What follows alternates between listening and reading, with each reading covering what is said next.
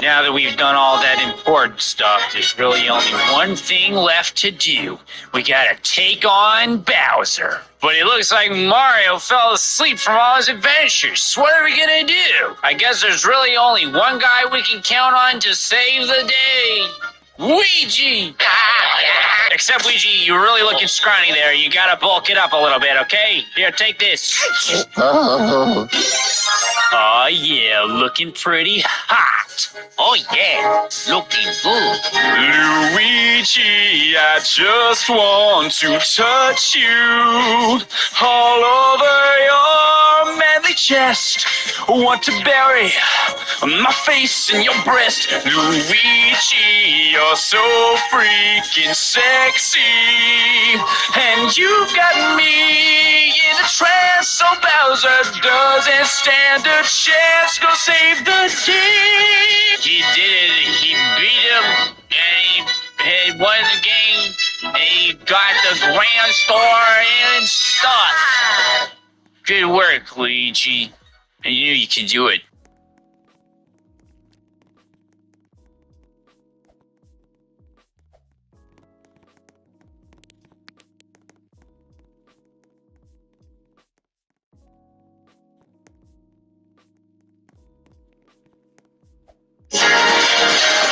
Luigi, I just want to touch you all over your belly chest. Want to bury my face in your breast. Luigi, you're so freaking sexy. And you got me in a trance, so Bowser doesn't stand a chance. So leave the day.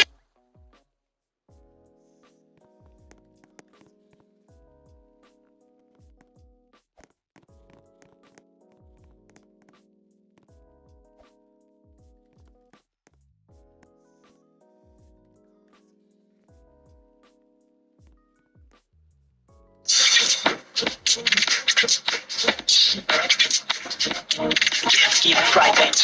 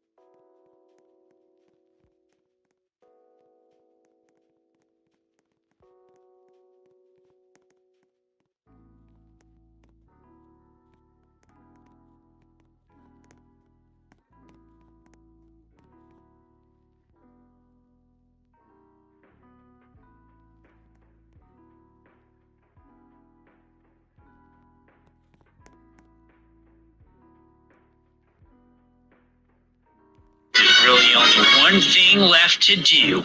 We gotta take on Bowser. But it looks like Mario fell asleep from all his adventures. So what are we gonna do? I guess there's really only one guy we can count on to save the day.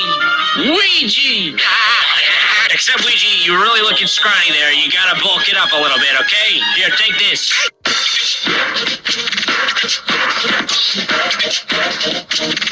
Keep fighting.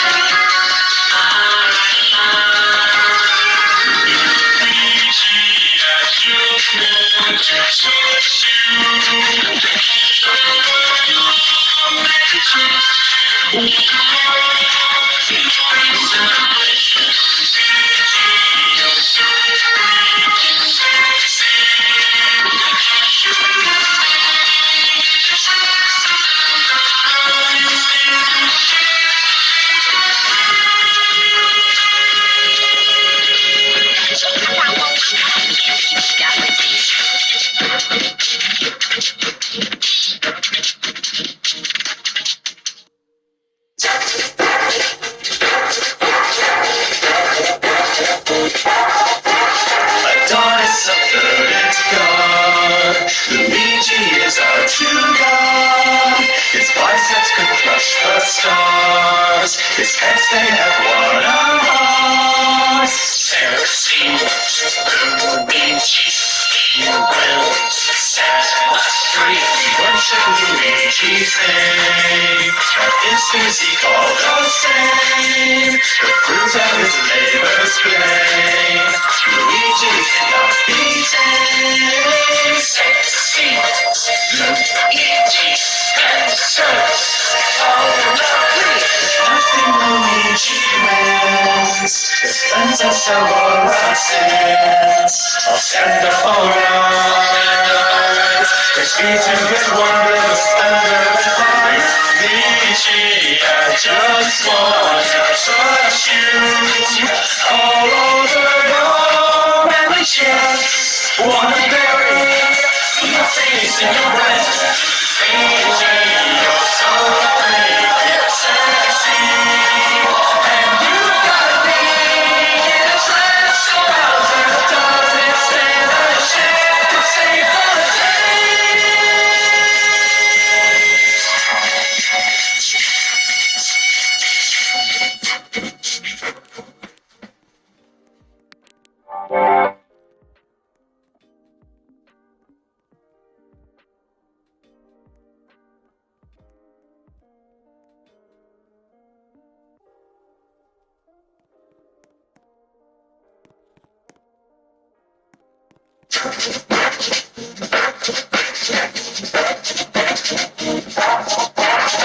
Adonis, a verdant god. Luigi is our true god. His biceps could crush the stars. His pecs, they have won our hearts. Sexy Luigi, he will set us free. Worship Luigi's name. Of his physique all the same. Fruit of his labor's slain. Luigi cannot be tamed. Sexy Luigi answers all lovely. Nothing Luigi wins. Cleanses of all our sins. Stand up, all rise. Praise be to his wondrous, wondrous eyes. Luigi, I just wanna touch you all over your manly chest. Wanna bury my face in your breast. Luigi, you're so pretty, sexy, and you got me in a trance about the doesn't stand a chance to save the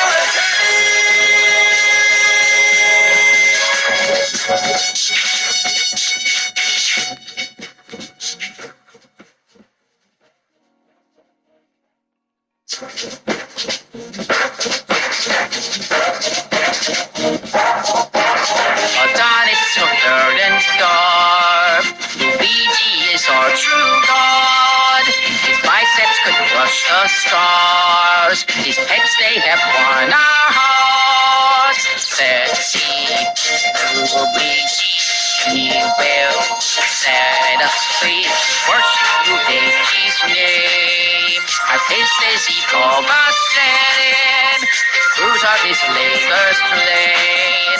Luigi cannot be trained. I see Luigi and the search. All my place is nothing Luigi wins. Your friends just shall of all our sins. Stand up for rise. Praise be to his wondrous, wondrous eyes. Luigi, I just want to touch you all over your manly chest. Want to bury my face in your breast. Luigi, you're so pretty and sexy, and you got me in a trance so belted. Doesn't stand a chance to save the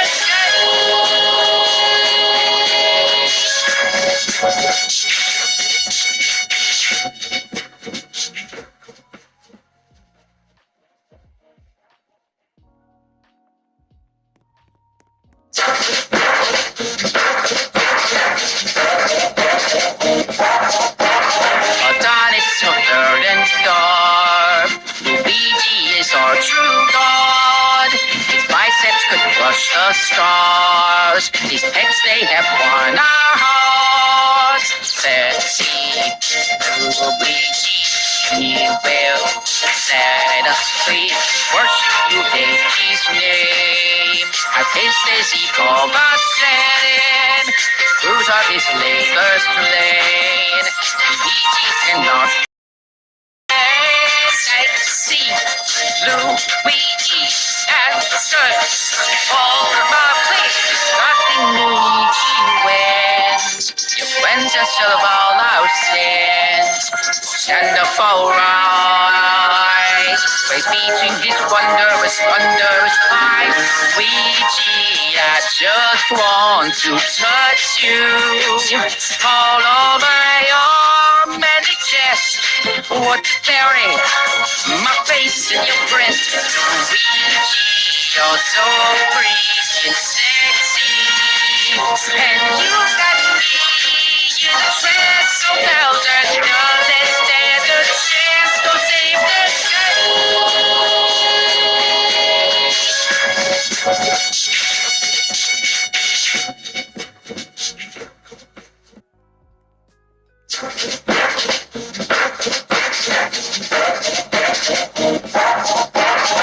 Dawn is so third and dark.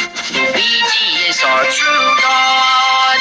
His biceps could crush the stars. His pecs, they have won our hearts. Sexy Luigi, he will set us free.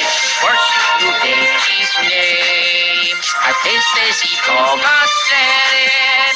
Fruit of his labors plain. Luigi cannot be trained. I see Luigi and the search. All my place is nothing Luigi wins. Your friends just shall of all our sins. Stand up for rise. Praise be to his wondrous, wondrous eyes. Luigi, I just want to touch you all over your manly chest. Want to bury my face in your breast. Luigi, you're so freaking sexy, and you got me in a trance. So Bowser doesn't stand a chance. So save the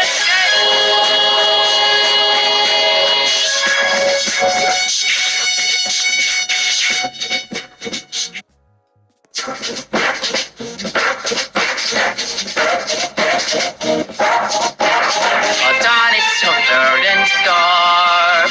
Luigi is our true god. His biceps could crush the stars. His pecs, they have won our hearts. Sexy Luigi, he will set us free.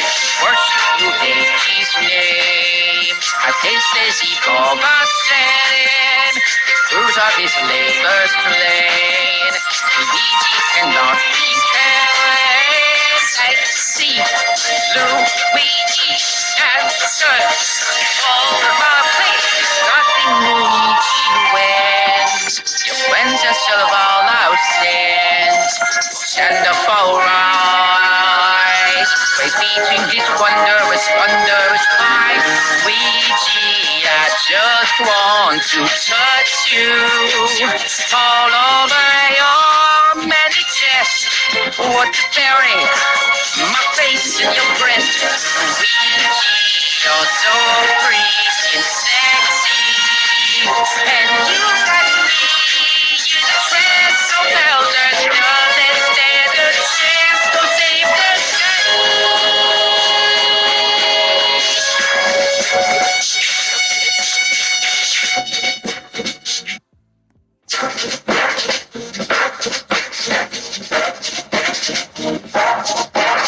Adonis of verdant garb. Luigi is our true god.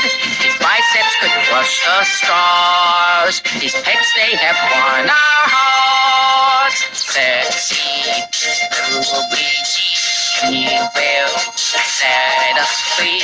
Worship Luigi's name. As his is evil ascended. Fruit of his labors plain. Luigi cannot be careless. I see Luigi and search all my place. Nothing Luigi wins. You cleanse us of all our sins. Stand up all rise. Praise between his wondrous eyes. Luigi, I just want to touch you all over your manly chest. Want to bury my face in your breast. Luigi, you're so freaking sexy, and you got me in a trance. So Bowser doesn't stand a chance. So save the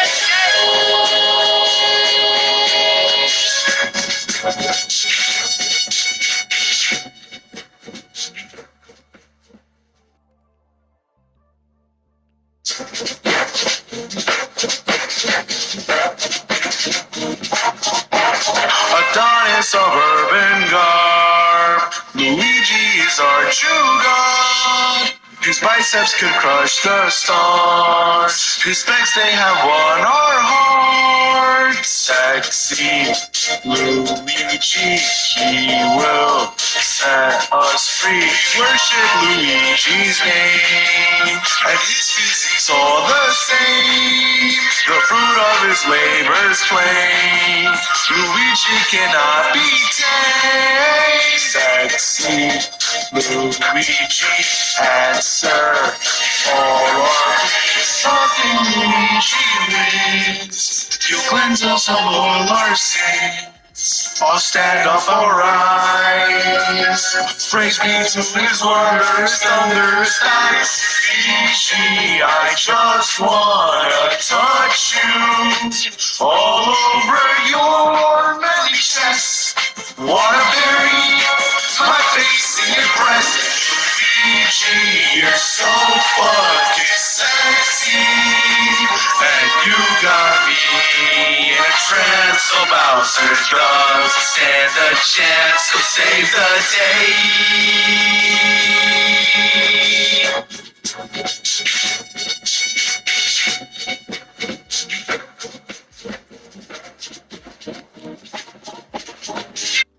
Luigi, I just want to touch you all over your manly chest.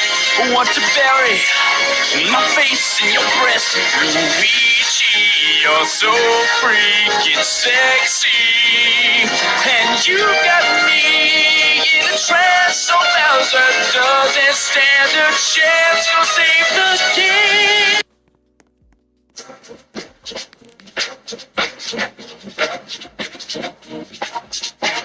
Adonis of blood and God. Luigi is our true God. His biceps can crush the stars. His hands they have one arm. Sexy Luigi will set us free. We worship Luigi's name, and his music all the same. The fruits of his labors plain. Luigi cannot be tamed. Sexy Luigi's dancers. Nothing Luigi wins. His lenses are all accents. I'll stand up all around. His feature is wondrous, dangerous dance. Luigi, I just wanna touch you all over your manly chest. Wanna go from my face in your breath. Luigi, you're so freaking sexy, and you just about to touch it,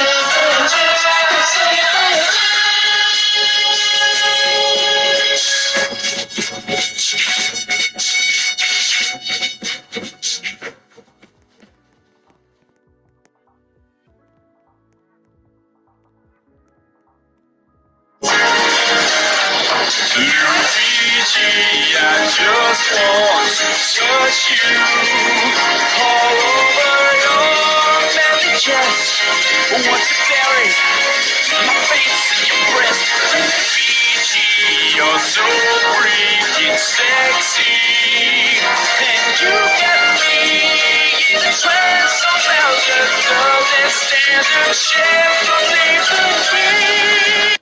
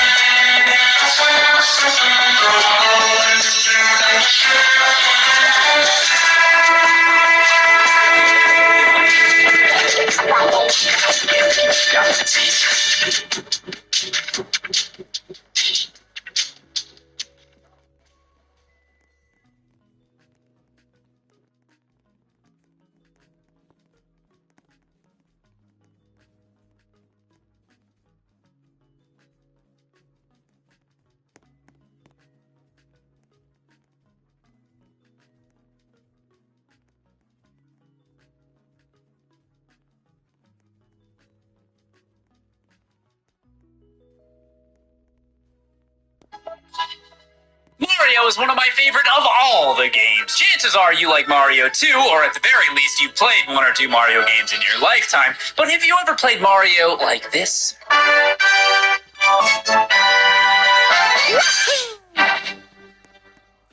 I doubt it.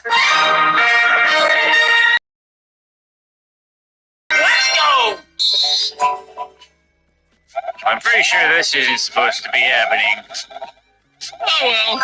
Now I've been told that I'm not very good at games, but who needs to be good at games when you can cheat?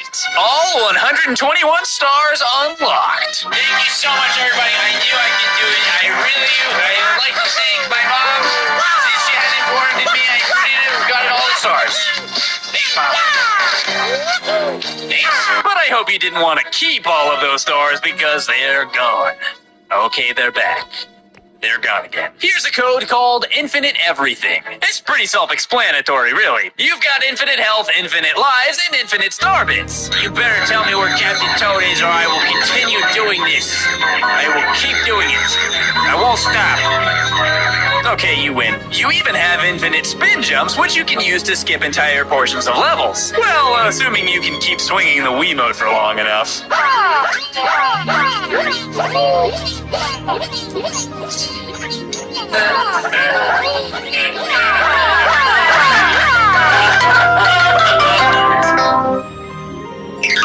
A much more effective way to fly would be this code that allows Mario to fly at will just by spinning. Basically the red star power-up whenever you want it. And it doesn't even have a time limit. Why bother playing the game when you can just skip everything? That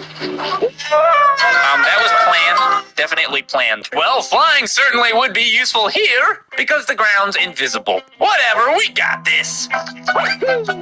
Okay, well, that was further than I expected to get, honestly. Here's a useful one. Fireballs anytime, anywhere. This might work even better as B Mario. Pew, pew. Gotcha.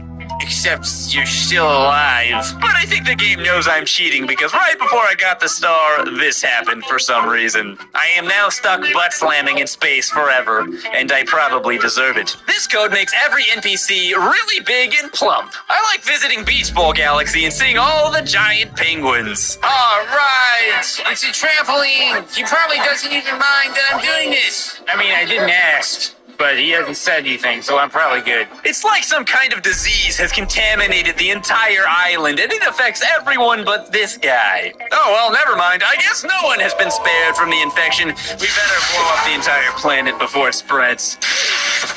Uh-oh, looks like Rosalina and the Lumas had a little too much caffeine. You okay there, dude? No? Okay, maybe it was something a little bit stronger than caffeine now that I think about it. Well, maybe it's not Rosalina and the Lumas that are on something. Maybe it's me. What is going on? It's like I'm in a nightmare. Rosalina? Rosalina? Oh, jeez, what was that noise? What happened? Why is everything all messed up? Mario? What happened to your face? That's a little better, I guess. But not really. Pretty much just as bad. Okay, that looks much more normal now, but where is his eyeballs? Don't you need those? Does he need those? Rosalina, since you like the Star Space Princess Goddess thing or whatever, I came to confess everything I've ever done to make you mad at me. Okay, please make this end, please make this stop, please make the program crash to desktop. Oh, wow, I think it worked. Everything seems like it's back to normal now.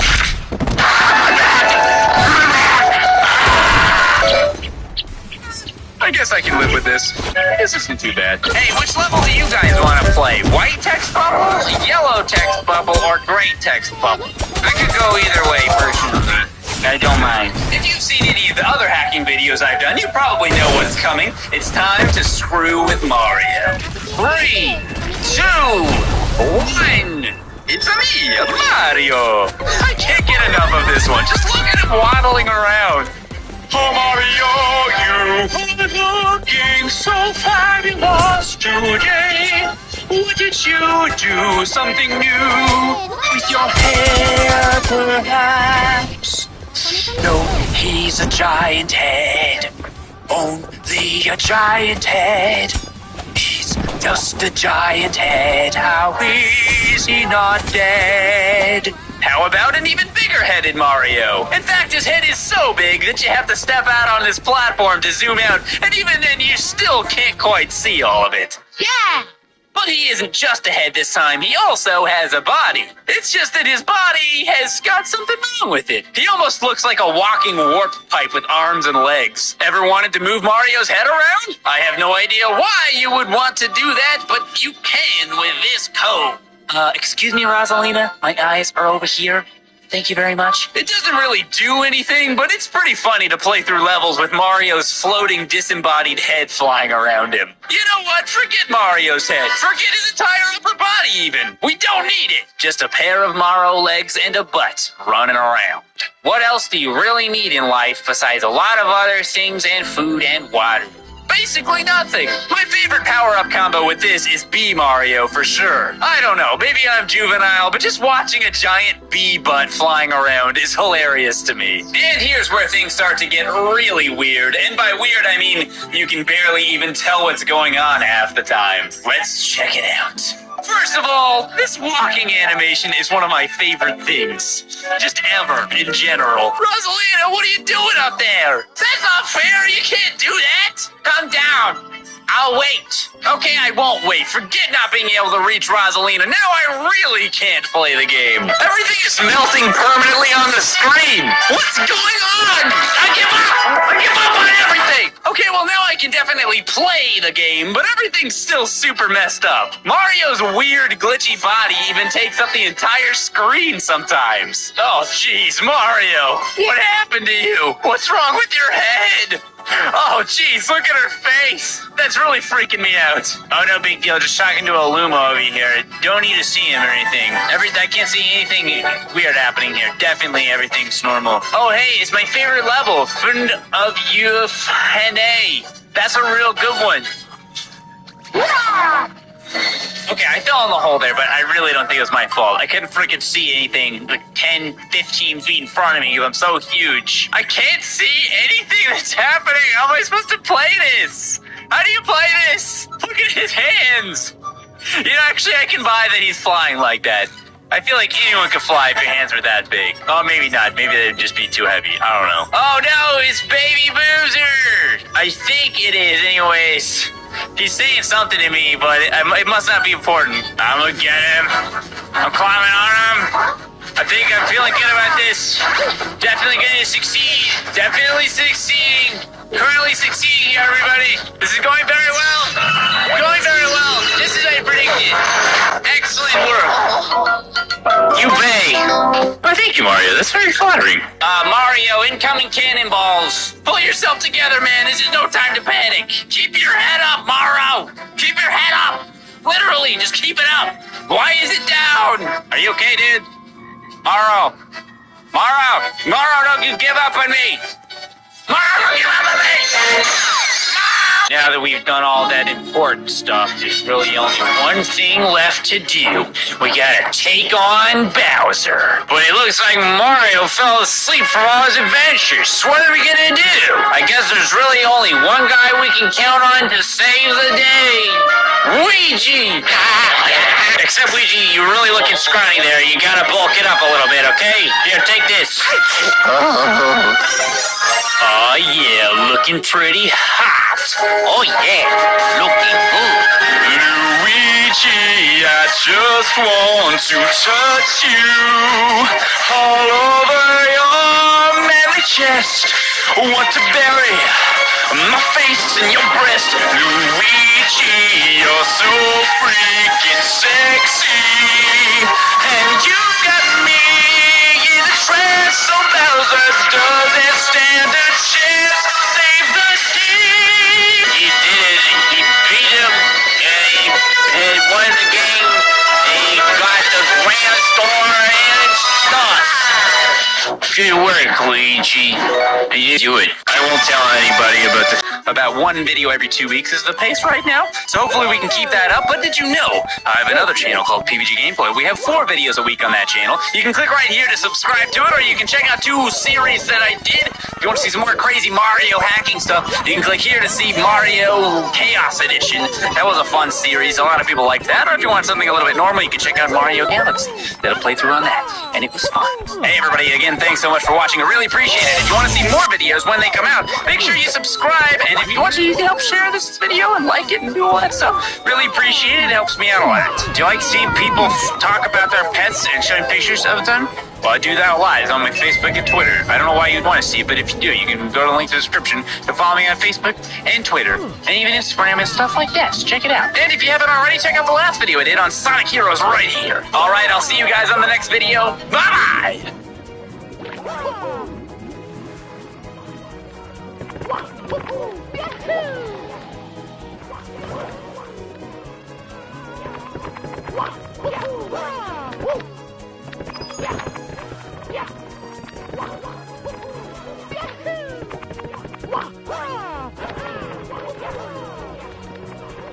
What island could I do? Ooh. I don't know. I don't think we can do a Black Box Island. What kind of type of island do we do? Like, what's that island template should be? I was also thinking of Black Glass, but not flat.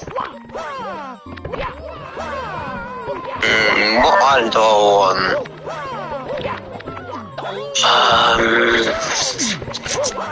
This is very hard because, like, it's not sitting really out. I guess we could do like we could do an ice lake. Then we're just gonna island. What island could I do?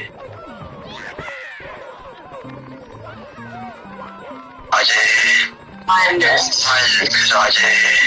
Island Could I do?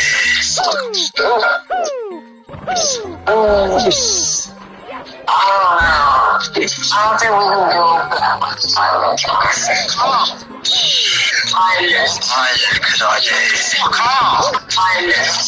Could I do?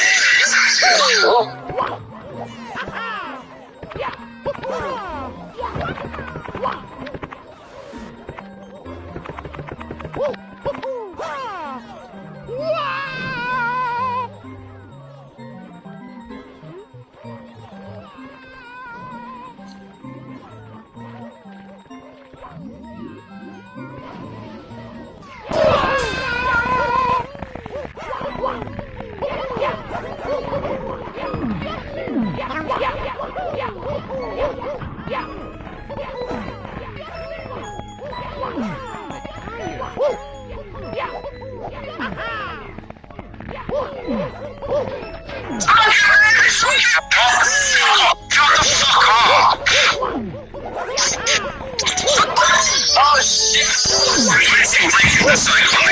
Get the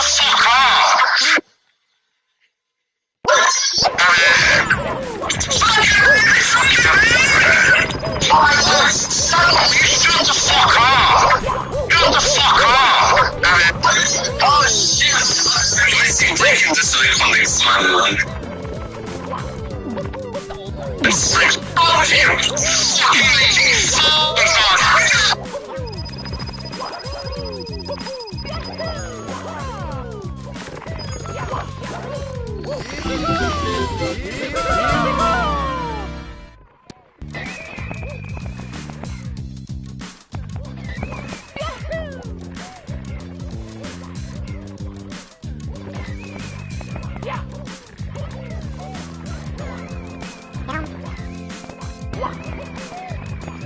Super Mario Galaxy!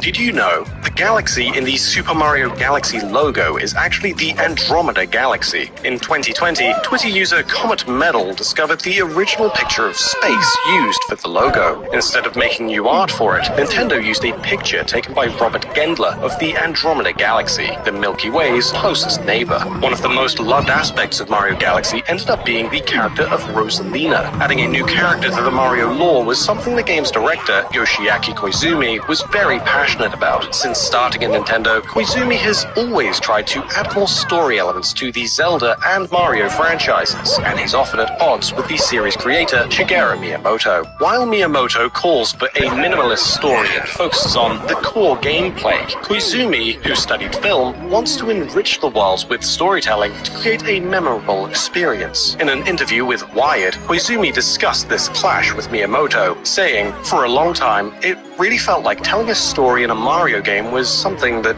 wasn't allowed. But I felt in this case that the Lumas and Rosalina really needed a story to explain what they were doing out there and to give the players a deeper understanding of their presence." It was from this desire that Rosalina and her backstory were added to Super Mario Galaxy. Naturally, during development, Rosalina saw a number of revisions as the team tried to figure out the best way to incorporate the character and her story. Some ideas for the storybook were scrapped, but were reworked into the main game. Another interesting fact is that at one point, Koizumi suggested he wanted the storybook to be sold as an actual children's book. Another thing that developed over time is Rosalina's appearance. We already covered some changes to Rosalina's design in an earlier video, but new information has come to light. Originally, Rosalina wasn't always going to dwarf Mario in size. When Nintendo EAD manager Hideki Kono saw Rosalina, he felt she should be taller. Speaking to Nintendo Dream, Kono recounted the experience, saying, "When Mario Galaxy was in production, I offered my advice. I wanted to include Rosalina in Mario Kart, but her body type was very similar to other characters. So I asked them if they could make her a bit taller. I told them, after all, Nintendo might use Rosalina in other games in the future. Partly because of her height, Rosalina would become a heavyweight class racer when she debuted in Mario Kart Wii, separating her from the other characters and becoming the only female racer in that weight class in the game. When it became time to work on Super Mario Galaxy 2, Koizumi and Miyamoto would clash again. Despite being a numbered sequel to the first game, Galaxy 2 is not a continuation of the events from the first game, and instead retells the events of the first game. In an interview with Wired, when talking about the role of the story in Galaxy 2, Miyamoto stated, "Well, I put a stop to that at the beginning this time, and punched his fists in the air." Many reviews were disappointed by Galaxy 2's lack of story. But Koizumi and Miyamoto would find their balance 7 years later with the release of Super Mario Odyssey for the Nintendo Switch, which featured more story elements than Galaxy 2. Within the E3 demo of Super Mario Galaxy, there are a number of differences from the final game. The Wii Remote originally had more functionality, being able to swipe away projectiles such as the fireballs that King Caliente shoots out. King Caliente's boss fight was reworked considerably, with the final game being a lot easier than the demo. In fact, when Mario Galaxy first began development, the team experimented with using more motion and pointer controls to move Mario, using the still-in-development Wii Remote. However, they felt like it wouldn't be a Mario game if you're not controlling Mario moving around, so they went back to a more standard control scheme. Another difference in the game was the music that plays when Mario collects a Power Star. Originally, the game played an orchestrated rendition of the flagpole theme from Super Mario Bros.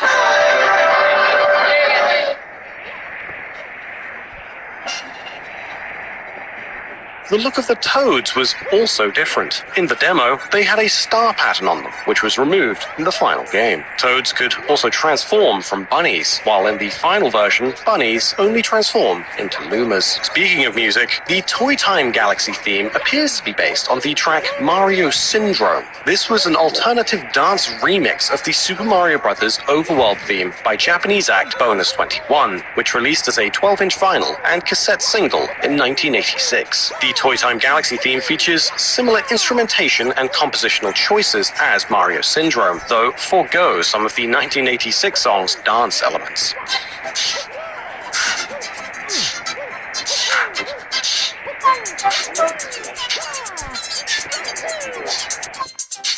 In the original Galaxy, there's an unused mushroom file. Bizarrely, removing the file will cause the game to crash instantly upon loading. This is because even though the file is technically unused, the game still checks for it. In the 3D All-Stars release, the mushroom file was removed and the error was fixed. For 3D All-Stars, Nintendo actually recompiled Galaxy's code for the Switch instead of emulating it. They also removed several pieces of unused data and files, and the Mii data, which was used in the Wii version. Some leftover data from Sunshine can be found in Super Mario Galaxy on the Wii, including a Fruits boat, which, funnily enough, also went unused in Sunshine as well. Although there's plenty of unused functions in the game's code, programming for several enemies can be hacked back into the game. Parameters for Boo to contain a Goomba within it exist, meaning the player would have to kill 2 enemies instead of 1. Boos can also hold Lumas, Toads, and even different types of stars besides the Power Stars. There's also a dummy NPC with 2 animations, which was likely used just for testing. And a character named Tico G is an elderly Luma who would have had some dialogue but was removed. Several planets were also removed or altered during the game's development. Speaking to Nintendo Dream, Miyamoto remarked that since Super Mario Galaxy relied on having multiple planets, balancing the game was easier, as planets could be added or removed to make sections of the game longer or shorter as needed. The planetoid named Water Road Cave Planet is the low-polygon version of the Sand Spiral Galaxy.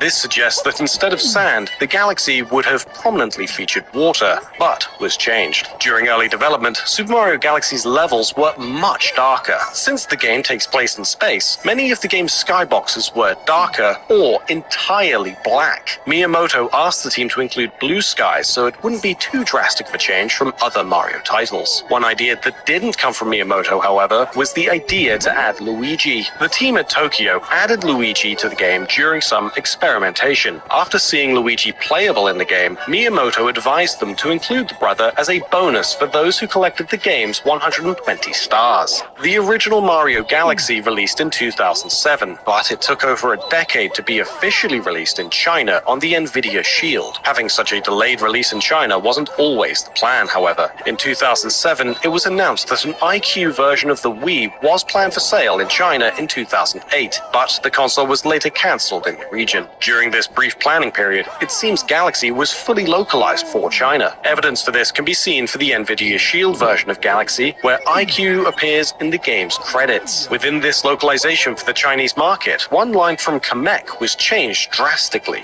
In English, Kamek tells Mario to enjoy his flight, while in the Chinese version, Kamek tells Mario to go to hell. Other boss characters in the Galaxy games have plenty of interesting secrets surrounding them. The Magikoopa Camella has a secret that's in all versions of the game. Camella's wand has a reflection effect on it, not seen on any other object in the game. If the player looks closely at the jewel on the end of it, they can see that the reflection's texture is actually the Nintendo GameCube logo. Within Galaxy 2's Throwback Galaxy, the player can fight the Whomp King. The boss actually has a special goofy face texture for when he's defeated, but because he's laying down on his front when he's beaten, it's impossible to properly see the texture. One major villain also has an inconsistency across Galaxy 1 and 2. Bowser Jr.'s teeth in the first Galaxy have 2 fangs instead of 1. This is despite the official render of Bowser Jr. showing him with just 1 fang-like tooth. This mistake was fixed in Galaxy 2. For some reason, the Tarantox boss had its gender changed in the Spanish game. In most versions of Galaxy, the Tarantox is named some variation of Spider King, but in the Spanish release, the boss is called Reina Araña, which means Spider Queen. Another interesting boss name change appears in the English release. Baron Brugger is called something along the lines of Ice King, in most English name made looking more similar to a regular spinning top enemy. Did you also know that Peanut Park was once part of Super Mario Sunshine's hub world and not a stage? Or that Mario 64 made Miyamoto question his son's intelligence? For more facts, check out the Did You Know Gaming videos on Super Mario Sunshine and Super Mario 64.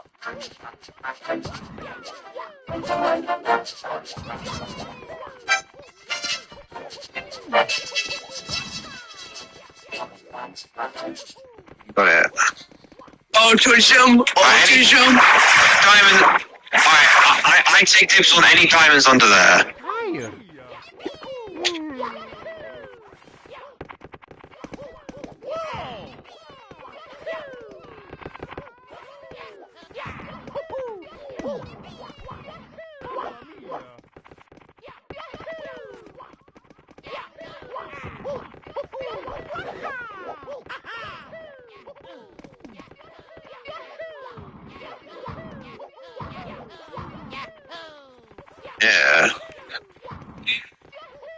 Unless there's like some in here.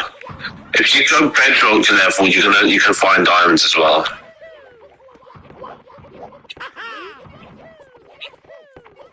I can't be asked to go all the way down that way, but whatever.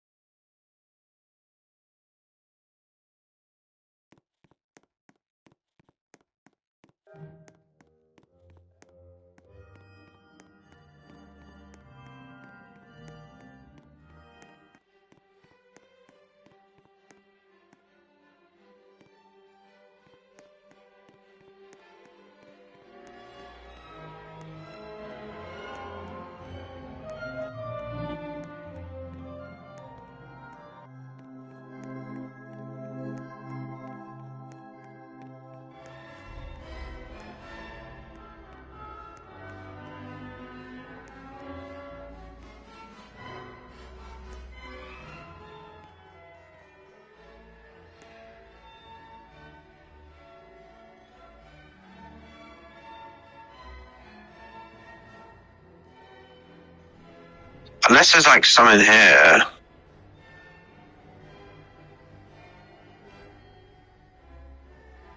If you go bedrock level, you can. Look at the Fanta in the UK compared to the US, bro. Look at the color difference. The color difference. From the UK guys. Look at. There's so many fucking calories. There's so many calories, bro. There's so many calories in a Fanta. In thingy. So much more fucking calories.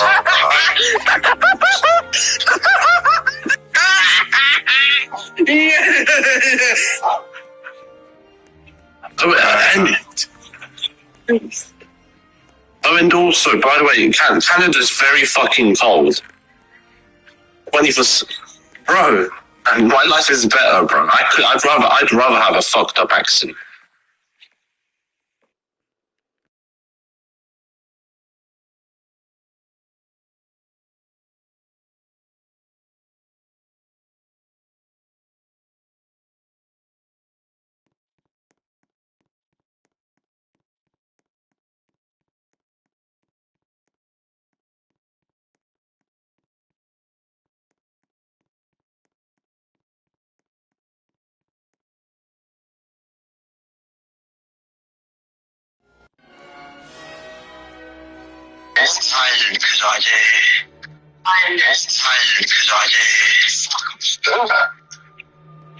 Oh, I don't think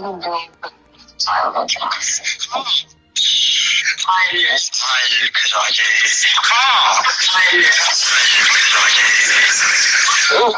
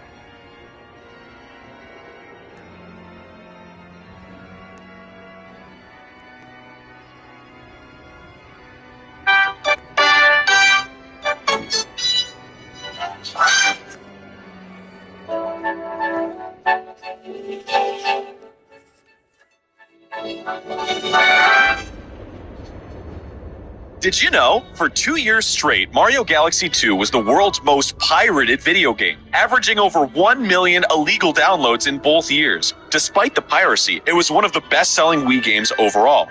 Both games in the series saw universal praise, and one of their most celebrated features was their orchestral soundtracks. The original Mario Galaxy, however, almost didn't have one. The development team felt that an orchestrated score would be too expensive, and that it could actually be detrimental to the gameplay. Mario composer Koji Kondo elaborated, saying, "It almost feels like while you're playing the game, the music is coming from a CD player and not from the game console. And it feels like you're obligated to play the game in time to the music." For that reason, Nintendo has only used a live orchestral soundtrack on a few occasions in the past. The ultimate decision to use an orchestra was influenced by Mario Galaxy's sound director, Masafumi Kawamura. Kawamura had previously worked on Donkey Kong Jungle Beat and The Legend of Zelda: The Wind Waker. These games had a feature where sounds would sync up with the player's actions to emphasize what was happening on screen. Kawamura wanted to bring this back for Super Mario Galaxy, but also integrate it with an orchestrated soundtrack. In order to do this with pre-recorded music, the orchestra was shown footage of the game and instructed to play at a tempo to match what was on screen at the time, usually a tempo close to Mario's walking speed. Since MIDI data was synced up to the orchestral music, the sound effect could be played and emphasize whatever note was currently playing. This wasn't the last time that the Galaxy series was influenced by Zelda. The Galaxy 2 team experimented with a system that could change the entire game world, similar to the 3-day system in Majora's Mask. The idea proved to be too ambitious and was scrapped early on. However, the team still paid homage to Majora's Mask with the Rock Mushroom power-up. One of Galaxy 2's directors, Yoshiaki Koizumi, was adamant about Rock Mario's inclusion. He'd previously worked on Majora's Mask and designed the controls for Goron Link. Influences from the Zelda series can also be found in the original Mario Galaxy. Mega Leg was inspired by an unused boss battle from Ocarina of Time. Ganondorf was planned to transform into a colossal beast that Link needed to climb in order to attack. It was scrapped due to hardware concerns, and because players wouldn't be able to see Ganon's entire model on the screen. The skybox texture used in the Ghostly Galaxy and the Boo's Boneyard Galaxy is also a reused texture from the Ghost Ship in The Legend of Zelda: The Wind Waker. The data from the original Mario Galaxy contains many unused assets. These include the Bully and Big Bully from Super Mario 64, a fake toad that hops around, a darker colored Goomba referred to as an Iron Goomba, a fish-like enemy that goes after coins, and a fire-breathing pig statue. There's even an enemy named Tori Modi, a purple blob creature whose model is fully rigged but not animated. Its name appears to be a play on tori mochi, the Japanese word for bird lime, a sticky substance used to trap birds. Bird lime is considered a controversial and sometimes illegal substance in many parts of the world. This might explain why Tori Modi was never fully programmed. A collection of unused insects, fully textured, rigged, and modeled, exist in Mario Galaxy's files. There's also a fully functional landmine that can be set off by touching it or shooting it with a star bit. Unused animations for Mario show that he was planned to throw punches like in Mario 64, and, bizarrely, perform several tennis moves. Welcome, foolish mortals, to the Haunted Mansion. Yoshi was originally intended to accompany Mario in the first Mario Galaxy. In an Iwata Asks interview, lead programmer Takeshi Hayakawa remarked, "Well, if you're gonna put Yoshi in a game, he has to be a main element. But the previous game had spherical landforms and gravity shifts and lots of elements that were entirely new. If we'd thrown in Yoshi too, it would have been too much all at once." This wasn't the only rejected concept brought back for Galaxy 2. Starship Mario was also planned to appear in the first game, though perhaps not as a hub. Characters from other Nintendo properties, including Pikmin and Donkey Kong, were planned to make cameo appearances in Galaxy 2. Shigeru Miyamoto, however, shot both ideas down. In particular, he thought the slender Pikmin characters wouldn't fit the game's mechanics. Mario characters are round and squat so that they're easy to jump on, but the Pikmin wouldn't fit this function. Super Mario Galaxy 2 was originally planned as an expansion or add-on to the original Mario Galaxy. Early development consisted of editing existing missions as well as adding new stars. This early phase was called Super Mario Galaxy 1.5 by Nintendo, but the team ended up adding so many new elements that it became a sequel instead. The internal disc ID for Galaxy 2 is labeled as Super Mario Galaxy More, a possible relic of the game's origins. According to Yoshiaki Koizumi, the basis of Super Mario Galaxy was inspired by Mario 128, a GameCube tech demo shown at Space World 2000. The demo featured several Marios on a warpable platform that players could manipulate. This idea fascinated Koizumi, but he believed the demo's properties couldn't be used in a more realized way with existing technology. Shigeru Miyamoto took interest in how the demo's mechanics might be applied to spherical platforms, and even requested that Koizumi experiment with spherical worlds. Koizumi thought the project would be a good fit for the Wii, but other Nintendo developers had difficulty imagining the game. To better explain this idea, Koizumi gathered a small team to make a prototype showing Mario run around a spherical planet. The prototype took 3 months to make, and while it only showcased a fraction of the concepts used in the final game, it was enough to kickstart Super Mario Galaxy's development. In an Iwata Asks interview for Galaxy 2, Shigeru Miyamoto mentioned that one of the disadvantages of 3D Mario titles was that players tended to get lost or disoriented. Galaxy's spherical platforms fixed this issue, as they would quickly loop around and return players where they started. The official Prima strategy guide for Mario Galaxy featured several pieces of concept art. Early art for Guppy reveals that he was originally going to be one of the dolphins from Super Mario World and was friendlier towards Mario. He was redesigned as a killer whale to reflect the more wild personality the developers gave him. Early concepts for Rosalina were also included in the guide, showing that she initially had a closer design to Princess Peach and was actually intended to be related to Peach. Rosalina's hair was also originally in a beehive hairstyle instead of being let down and covering one eye. The final hairstyle was chosen to reflect her outward strength and inner loneliness. The floating fortress was designed extremely early during development. Designing the planetoid actually helped Nintendo find a direction for the game and cemented the idea that Super Mario Galaxy would be the next Mario title. Comparing the concept art in the guide, it's easy to see how much the level changed over time. At the beginning of the Good Egg Galaxy, there's a house with a note attached to the door reading "Gone for a long time." Need to get in? Use the pipe on the other side. Instead of the door being readable, however, the developers took a shortcut by placing a signpost behind the door, just close enough for Mario to read it.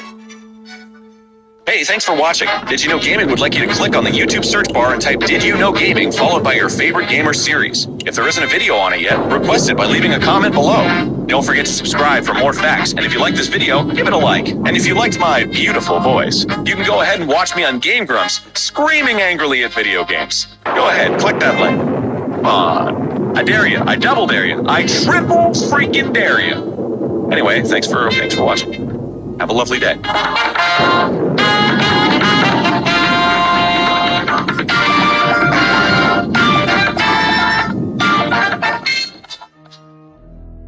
Hey y'all, Scott here, and it truly is absolutely astonishing what can happen in 10 years.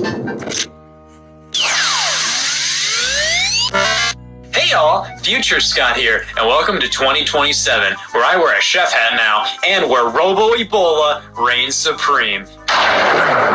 It's a 2027 thing you wouldn't understand. Man, I was expecting to see a gravestone, but a Robo-Ebola epidemic works too. But I think it's about time we roll the clock back 10 years instead to the release of one of the greatest things Nintendo ever spat out.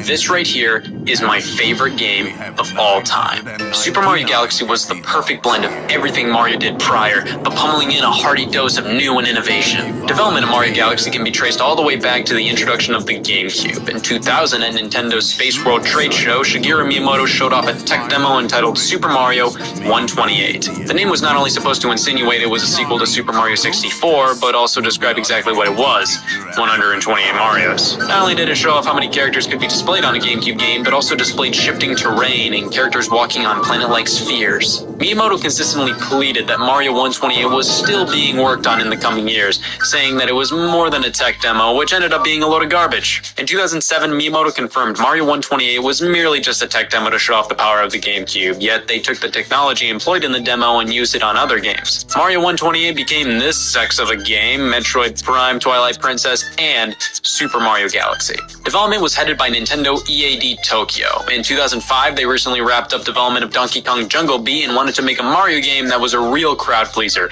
something that turned every dial in the house as far to the right as possible, a cinematic, epic Mario game. They wanted to expand upon Mario 128's spherical platforms, and the idea of them being planets obviously made sense, so the outer space setting was determined there. Galaxy was shown off at E3 2006 and was planned as a launch title for the Wii at one point, but the developers wanted to take their sweet time, and the launch of the game was delayed to November 2007. November 1st for Japan, November 16th for Europe, and November 12th for here in North America. Not only is the 12th of November World Pneumonia Day, but also the day when boys became men, girls became women, and the term Nirvana started making a whole lot more sense because this thick honker was released in North America. 10 years, man. That is nuts. Back when Wii discs looked like they were made with only 3 different colored Sharpies and Madden 08 was justifiably the latest and greatest. The story here is the same thing as the last century of Mario games, but with some zazz. Mario's invited to the Star Festival at Peach's Castle. Bowser crashes the party with a UFO. He rips the entirety of Peach's castle out of the ground as a means to kidnap Peach. While Mario is blasted away by Kamek and is awoken by a star creature named Luma on a small planet where he meets up with Rosalina, the protector of galaxies. She reveals that Bowser had stolen the power stars that help power her ship, the Comet Observatory, and Mario will have to go to various galaxies to collect these stars back to help power the ship so they can traverse to the center of the universe to rescue Peach. The story works so well in Galaxy. At no point does it really feel like the creators are saying, alright guys, hear me out on this. Everything works so well in the context of the game. It's the tried and true Mario lore we've gotten used to, but with a cinematic feel. Galaxy basically wants you to audibly gasp at everything they throw at you story-wise, and I kinda love it because of that. Galaxy can make a run-of-the-mill trope of a Mario game feel like a life-or-death situation. In recent Mario games like Super Mario Odyssey, Bowser looks like he needs tuba music accompanying his every move. When I see him, my only thought is, man, I gotta get out of here, what if he sits on me? In Galaxy, Bowser actually feels like a threat, all based on the game's amazing presentation. This is not only one of the best-looking Wii games, one of the best looking Mario games out there. Yeah, the graphics don't look as smooth as forthcoming games such as 3D World, but my god, the colors, the lighting, the art design, it all culminates into a game that's a joy to look at and feels like they truly got the most out of the hardware this game is on. And the music is worthy. I believe this is the first Mario game with an orchestrated score. They did this to give the game a more epic feeling, and man oh man, what a score. Not all the tracks are fully orchestrated, but Galaxy is home to some of the greatest Mario and Nintendo music ever created. There's such a good variety of old remixes, new classics, and themes that just add to the flavor seizure that your eyes are witnessing. So Mario Galaxy looks fantastic, sounds brilliant, and has what I would consider the perfect Mario story. But none of that matters if the game blows. Mario Galaxy was touted by Nintendo as the true successor to Mario 64. In one sense, this is the first worthy successor to Super Mario 64. You see, there was this game that came after 64 entitled Super Mario Sunshine, but Nintendo decided the game was too Super Mario Sunshine to be considered a Mario 64 sequel. Super Mario Galaxy follows the basic format of prior 3D Mario games, being, of course, 64 and Sunshine, but adds a large pot of linearity to the mix. Galaxy features a tremendous amount of levels, coined as galaxies, to explore in comparison to its 2 predecessors. Select a galaxy, select a mission, and complete it by nabbing the Power Star at the end. These missions are incredibly straightforward when looking at them next to 64 and Sunshine. Like I said, these 3 games follow a similar format, the difference being in how the levels are designed. Prior games featured far fewer yet bigger levels, which allowed them to cram more missions in each of them, and in some cases allow players to select a specific mission, but complete a different one. Galaxy has much smaller levels and less wiggle room for the player to explore. 64 and Sunshine leave a lot to the player to figure out and discover on their own, while with Galaxy, 90% of the time it is uproariously apparent what you're supposed to do the second you enter a level. This sounds like a negative aspect of the game, and for some it is. Galaxy takes more inspiration from 2D Mario games in terms of the player's objectives, as it's much more linear and straightforward. I love the open sandbox style of Mario game that 64 and Sunshine are, and overall I'd say I have more of an appreciation towards that style of gameplay and level design, but man, Galaxy is just so much fun and so freaky brilliant with how it executes its concepts that I love both of these styles equally. And this game has some insane gravity mechanics. Mario Galaxy utilized the sphere walking technology from Mario 128, and it definitely made this game stick out hard. You can literally walk all around a planet. Sometimes it can be a little weird, but it can be insanely easy to get used to. It's really amazing how they can make this mechanic that seems like it would have been overly complicated be simply second nature. You ever wonder what it would be like if they made Jesus the game? Oh wait, Mario is a Christ figure in this game. He controls fantastically. It may be just me, but I feel like they tweaked Mario's controls so he'd feel completely one with the Wii Remote and Nunchuck combo used in the game. When Mario crouches, I feel it, man. Like, they made him look a bit more boxy to look like the Z button. I mean, it may be just me, but I think he looks like a Z button, which makes crouching fun. Moving around is fun. Performing pro moves like triple jumping, wall jumping, long jumping, it's all fun and feels great. Of course, the big new addition to Mario's moveset is spinning. Flick the Wii Remote to make Mario spin, which can be used to defeat enemies and also give you some extra airtime. 64 and Sunshine both have their own forms of attacking, with 64 having this rank punch and kick, and Sunshine having Flood, allowing you to use water to hover or stun enemies. enemies. However, I'd say the spin is the most useful attack. I can't say Flood wasn't incredibly versatile and useful as a platforming tool, but attack-wise, spinning is so satisfying when you directly hit an enemy, man. It works so incredibly well. You may think flicking the Wii Remote for this attack would be incredibly hit and miss, but I've never had a problem with the Wii Remote misreading my movements. Galaxy makes tremendous use of the Wii Remote's technology. It's definitely here, but doesn't take center stage. This is a true Mario game, with motion control elements supplementing it. But I'd say the Wii Remote's pointer functionality is more prevalent here than motion. Nearly all the time during gameplay, you can point the Wii Remote at the screen and the star cursor will appear, allowing you to immediately collect a new item in the game known as star bits. Star bits were basically implemented in the game due to the amount of quick cutscenes of Mario flying through space. These don't require player input, so most of the time during these sections there's a hefty supply of star bits for you to collect while Mario is zooming to the next planet to keep you interested. Star bits can net you more one-ups and also be used to feed hungry Lumas to access new galaxies and planets within levels. There's also pull stars, which require you to point the remote at them and grab it with A to pull Mario towards them. These wads of gum you have to pull back to fling Mario forward, and missions that turn your cursor into a can of compressed air to blow Mario within a bubble throughout a treacherous obstacle course. Of course, there are sections that require the use of extensive motion control as well. As stated, spinning requires flicking the Wii Remote, and launch stars require a swift flick to launch Mario into space. These are amazing. Not only do these trigger some wicked neat and quick animations, but they're so satisfying to trigger. Power-ups return in Mario Galaxy, and a fair amount of them depend on the waggle of the Wii Remote. I gotta be honest, the power-ups in Galaxy are nothing special. They're cool ideas, but either they have a time limit or just not that fun to use. The headliner is the Bee Mushroom, which transforms you into Bee Mario. You can fly for a very brief period of time and can stand on flowers and clouds while also being able to cling and traverse honeycomb walls. I always find it weird that puddles of honey still slowed Bee Mario down though. It felt like moseying through honey with no problems would have been an easy advantage to give to this power-up. The Boo Mushroom turns you into a Boo with the shake of a Wii Remote, turning you invisible to go through some objects. Fire Flower makes a return in the form of a timed power-up. Flicking the Wii Remote throws fireballs for a short period. The S Flower allows Mario to turn water and lava into platformable ice with a shake, allowing Mario to skate on it. The Spring Mushroom turns Mario into this ungodly creature and allows for some insane jumps, but at the cost of being an awkward mess to control. The Rainbow Star is an invincibility power-up, and the most underwhelming power-up in the whole game is the Red Star. Underwhelming because this is actually a great power-up, but it's so underutilized that it saddens me greatly. It allows you to fly and controls extraordinarily well. I just wish it was in some actual stages. Power-ups are completely context sensitive. They're only available in very specific instances, and they mostly don't feel like a power-up, but more so just an excuse for a change of pace. Who could forget everybody's favorite motion-controlled segments of Galaxy?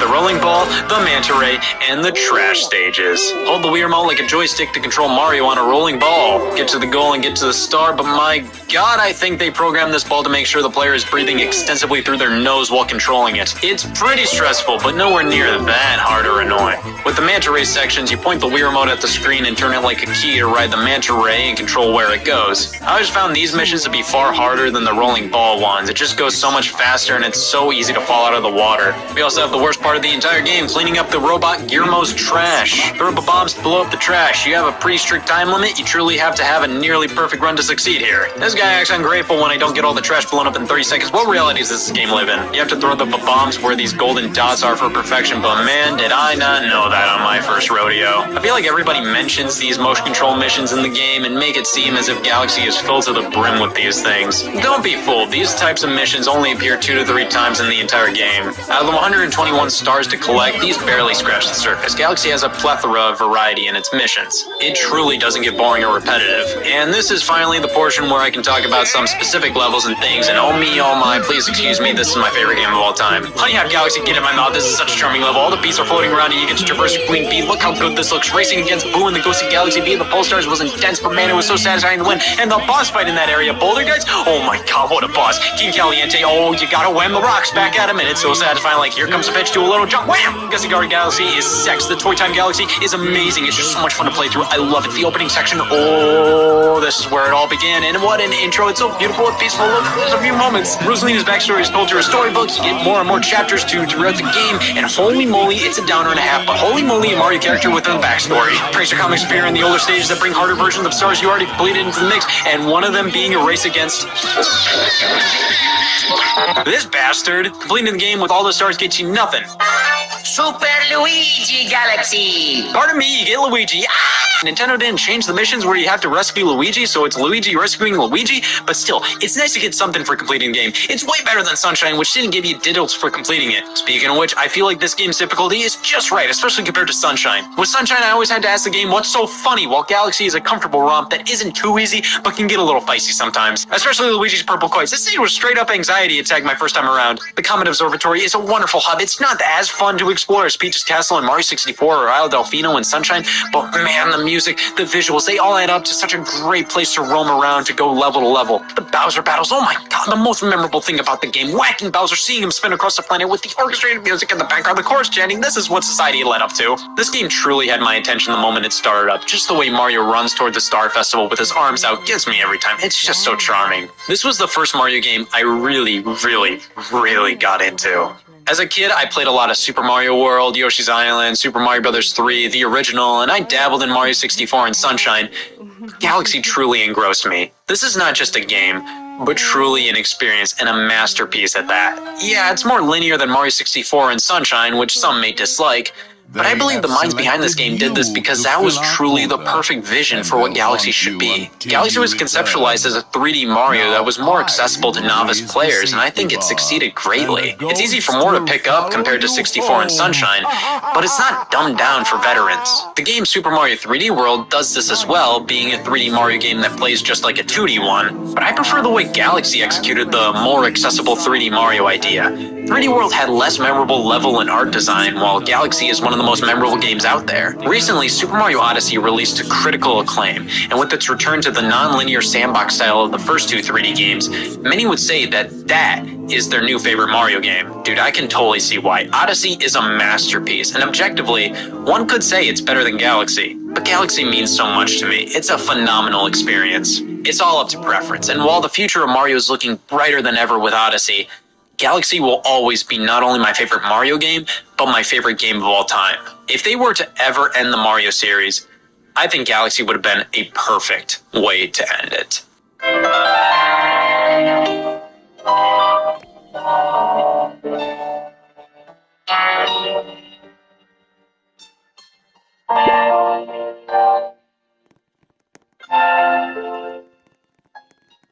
But blam, we'll get to that eventually. Of course, with the game's elements of the great beyond, one may wonder, is any of this possible in the distant crevices of outer space? And that's why I constructed the Mario Galaxy probability formula. It formulates the percent chance of the probability of giant bees in outer space. It's 0.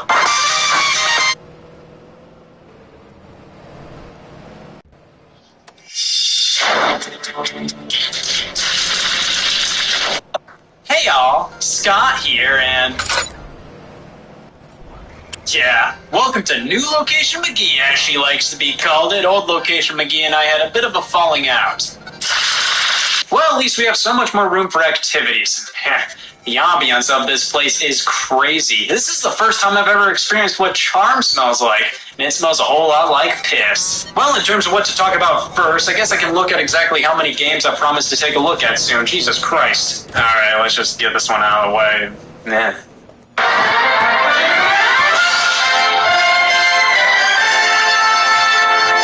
Super Mario Galaxy 2 was originally developed as a remixed and expanded version of the original Mario Galaxy, with Nintendo EAD initiating development right after the release of the first game. They just kept coming up with more ideas, and I think we can all understand why. The entire concept of Super Mario Galaxy had and still has so much potential. Galaxy 1 didn't not feel fully realized or incomplete in any way.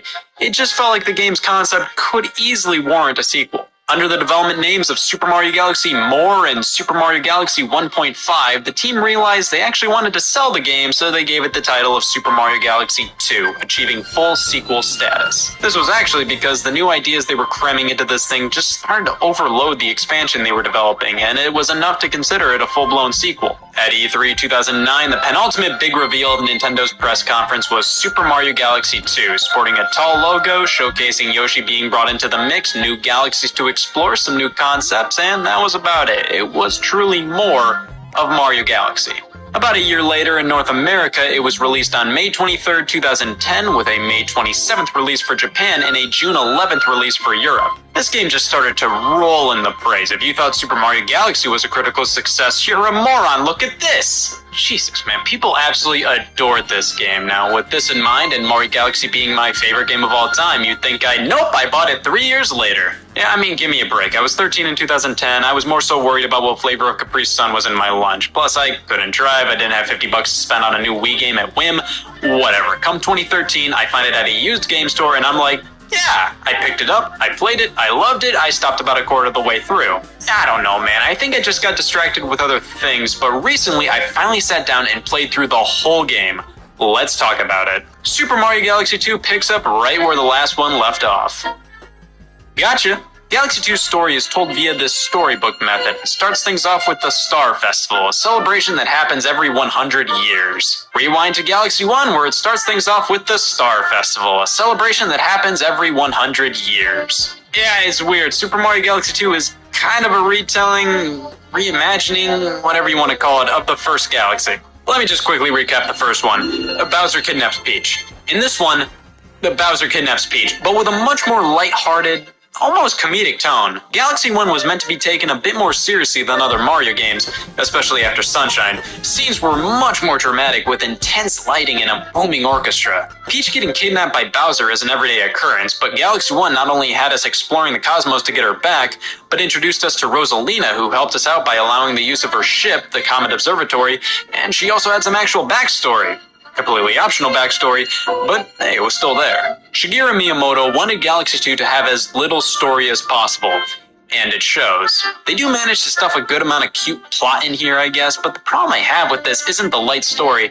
It's completely disregarding the first game even happened, or just flat out ignoring a ton of elements of it. Yeah, at the end of the first game, Rosalina resets the events of everything, but Mario still remembers what happens, and Galaxy 2 just acts as more of a reimagining of the same events from 1. I get it, they wanted the game to be more accessible to newcomers, but already naming it Super Mario Galaxy 2 is gonna deter some people. Might as well come up with a more clever plot that both returning Galaxy fans and newcomers can enjoy. I mean, I don't care about it that much, but the plot and ambience of Galaxy 1 was some of the best in the main Mario series, was far from intrusive, and didn't bog the game down in any way. So to see it downplayed so much here, in my opinion, is a bit of a shame. Anyways, the opening section starts off in 2D and gradually turns 3D, which I always thought was really smart, both a showcase for the progression of the Mario series and helping to ease newcomers into the game.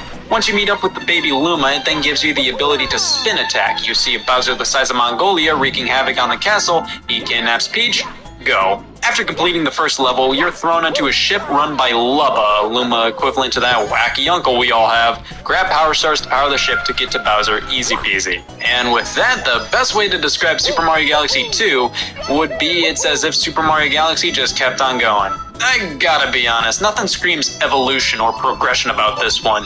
It's just more Mario Galaxy levels. Nothing drastic was changed or improved, just differences in how the levels are presented to us. We'll get to that in a sec. Should anybody complain about it?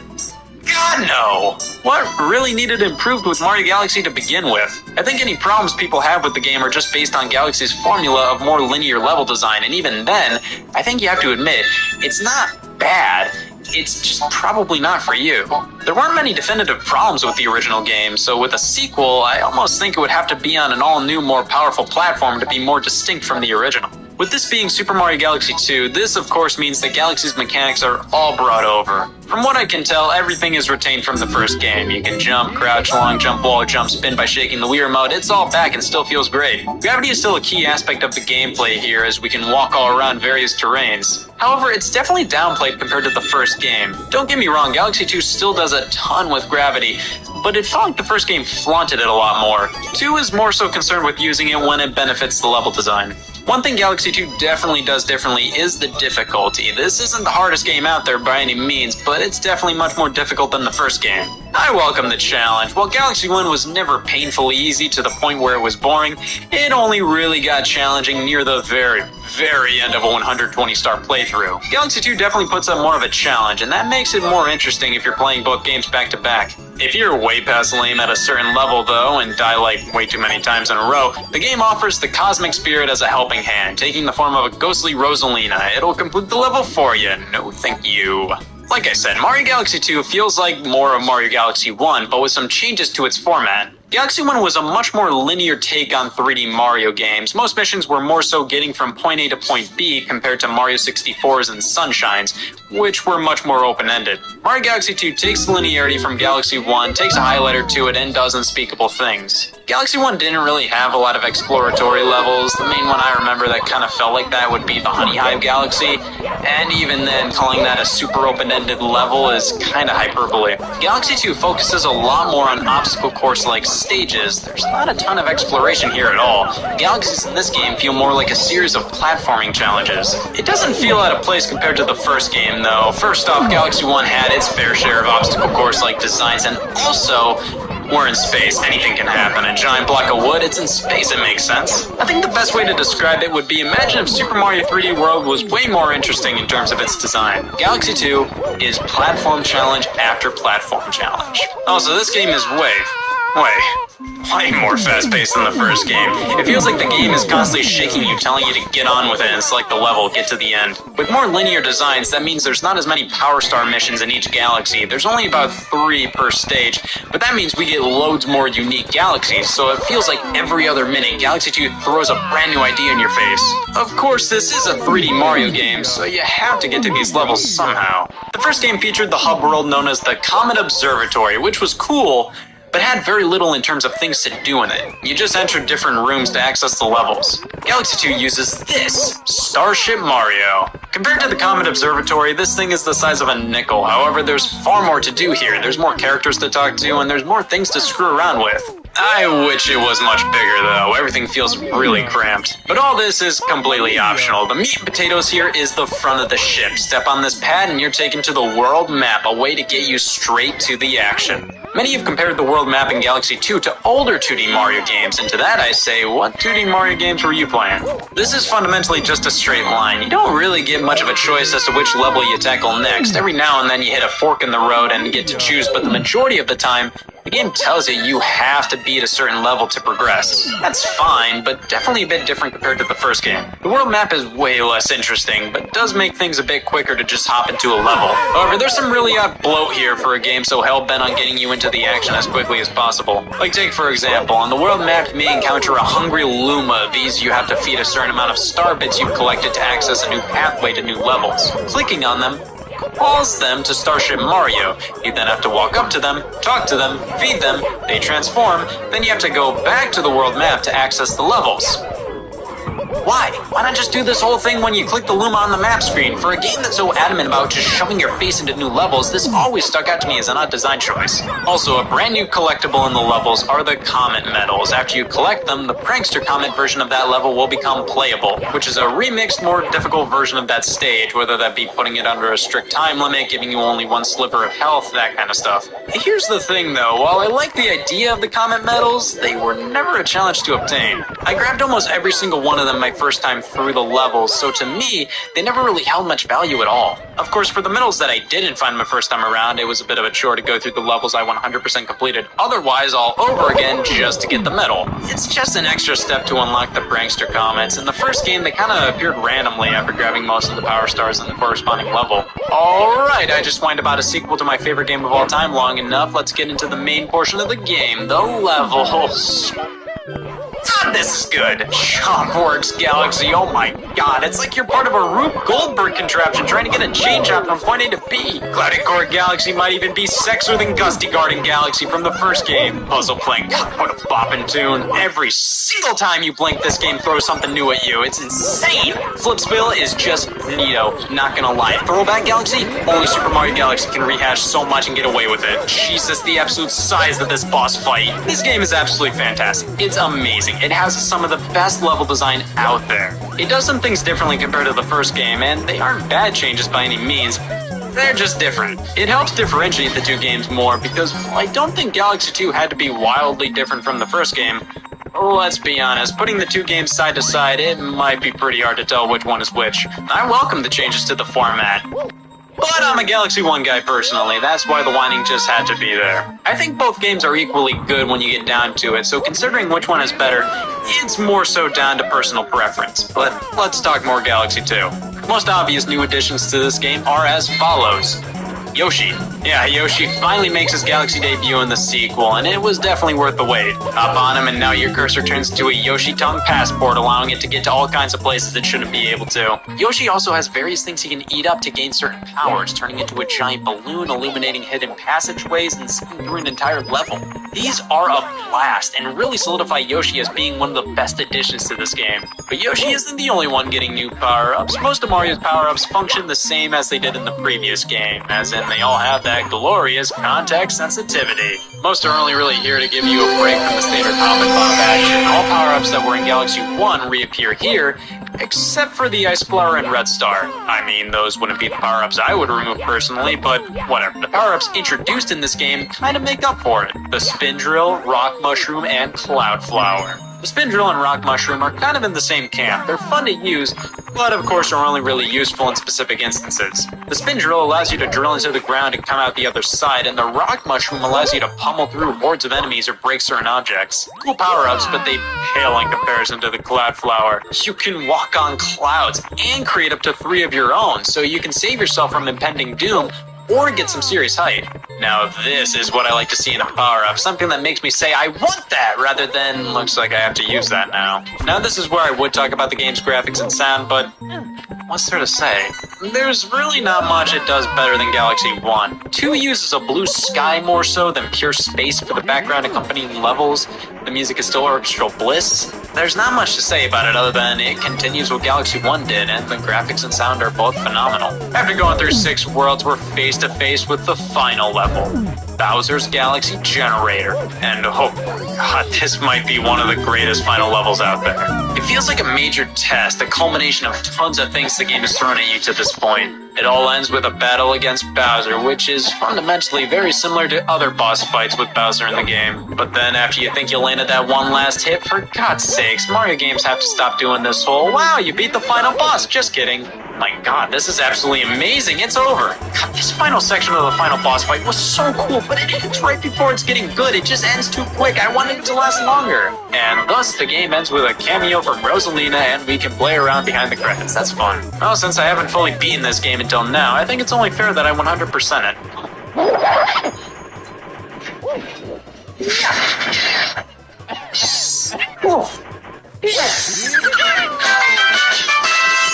That was a blood clot of a good time. Definitely much harder than the first Galaxy, but I totally feel fulfilled. I wonder what I get for getting all the stars.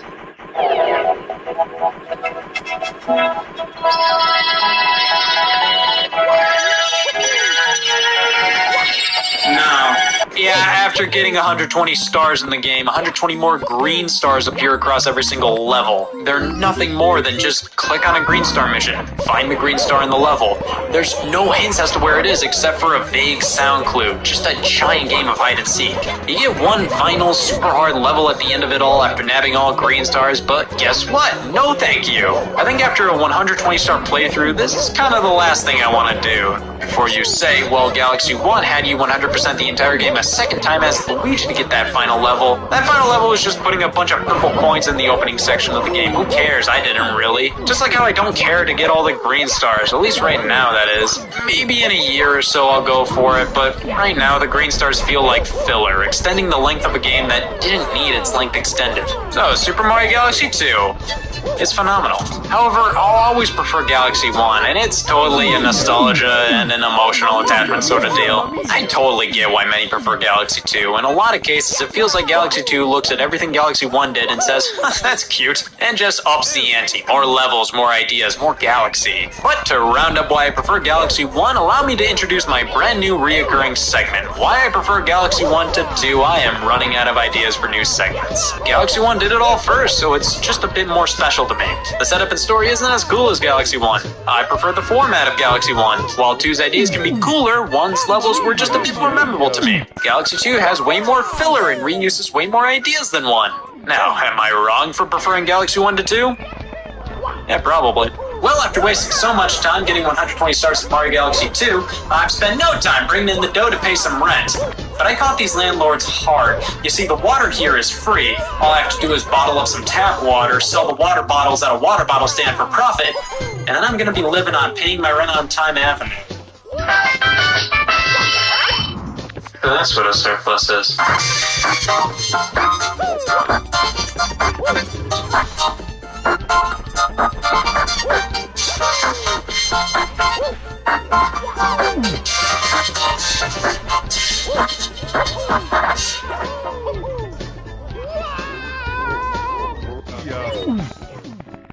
Mamma mia!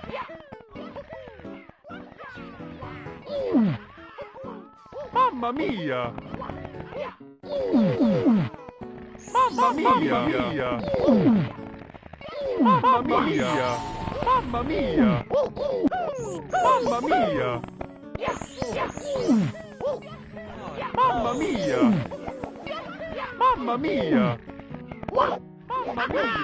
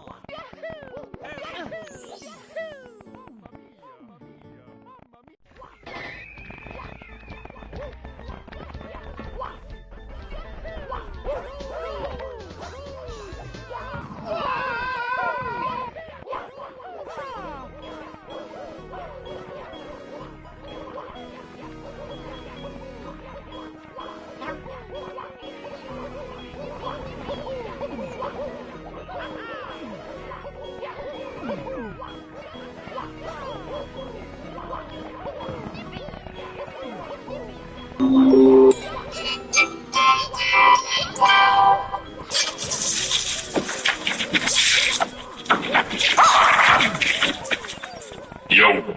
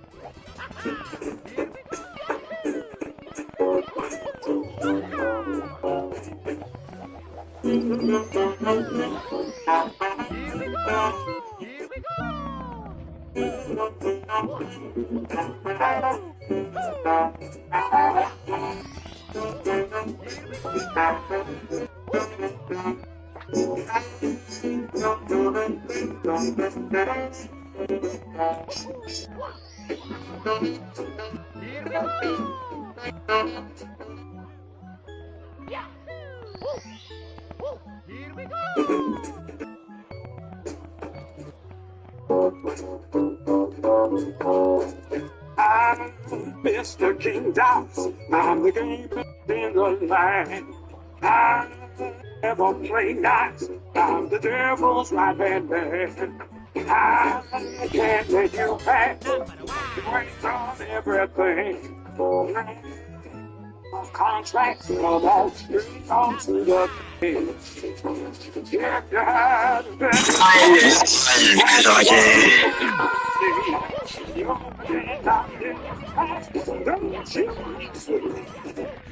don't mess with you.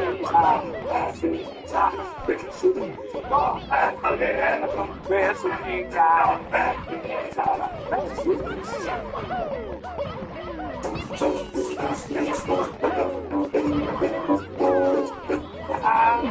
Mr. King dies. Just what I say. The devil is his rights. And I make sure you pay. Don't have time to mess around, and I hope you will agree. Bring me those contracts. Don't you mess with me. Don't mess with you. Don't mess with me. Don't mess with you. Don't mess with me.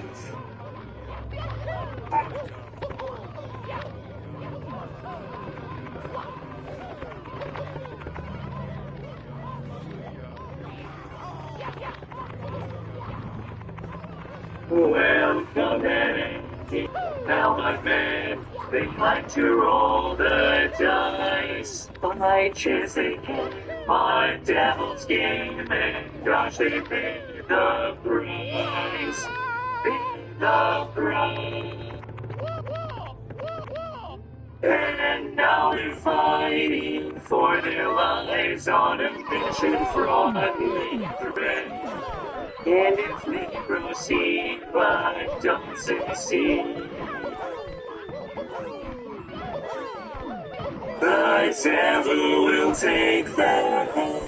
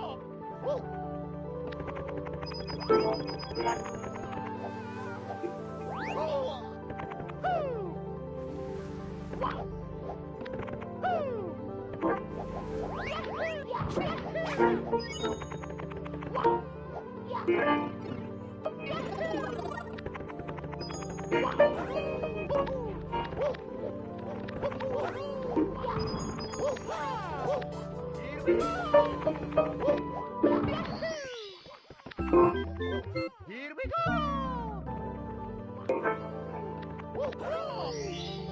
Here we go!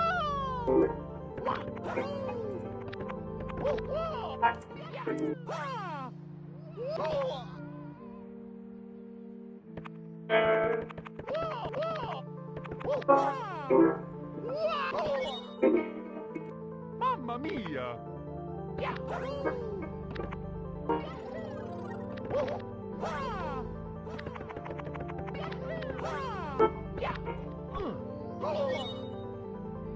Mamma mia!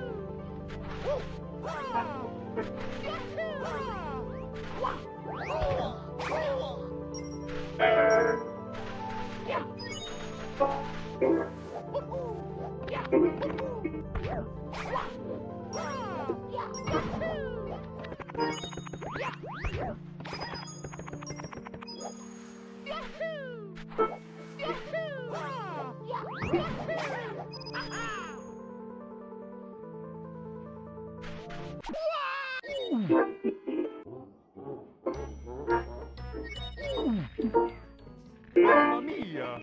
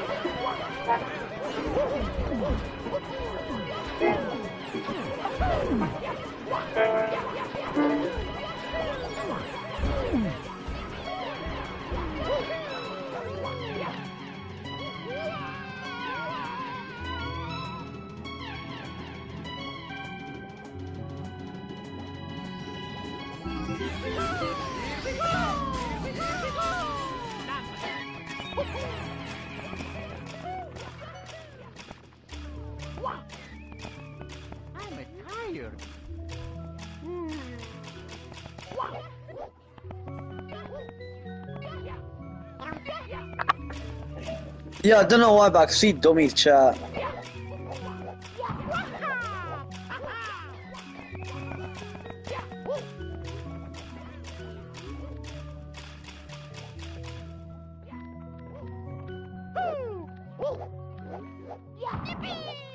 Maybe it's been unblocked on that one.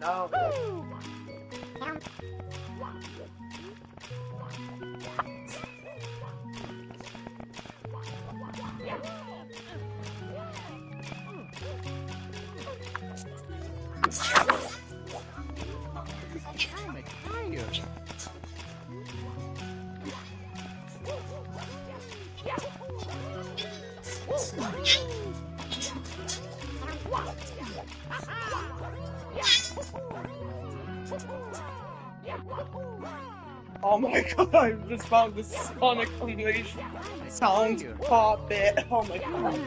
Not sound part in dreams.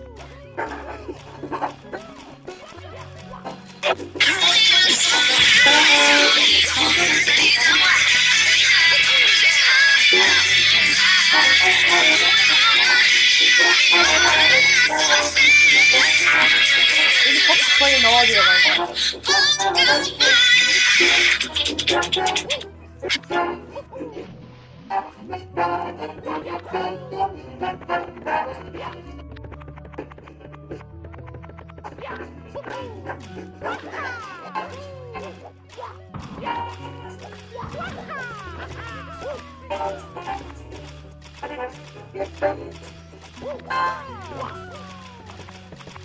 Oh my god.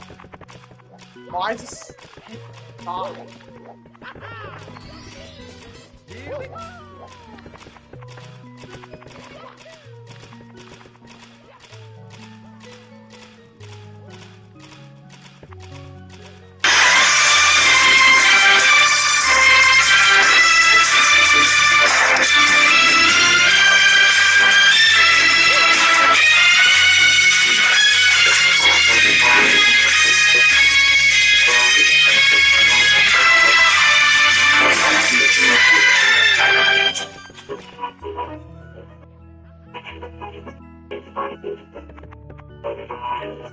Oh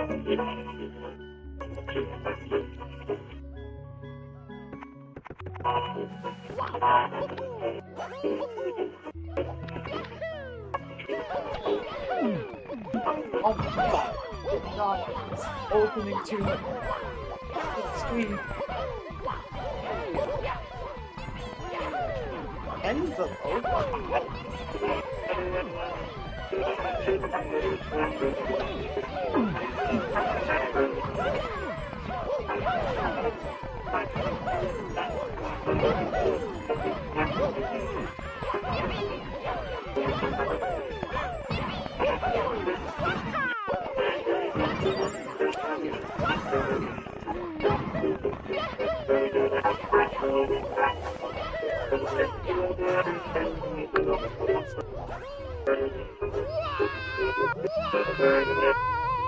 Mamma mia!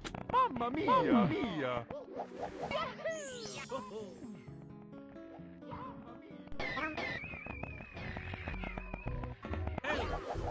President playing Cuphead 2 when?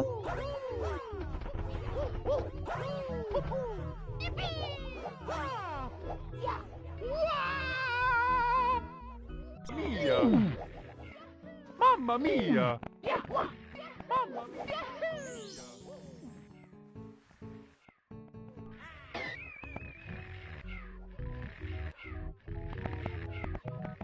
What island could I do? What island could I do?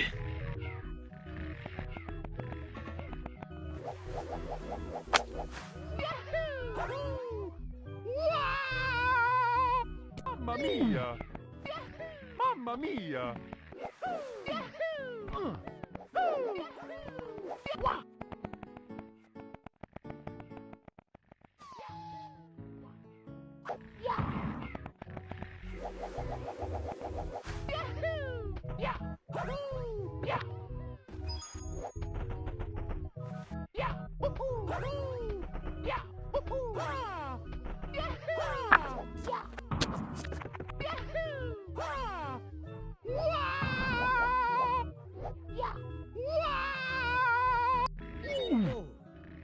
Looking for Mamma the mia! pew.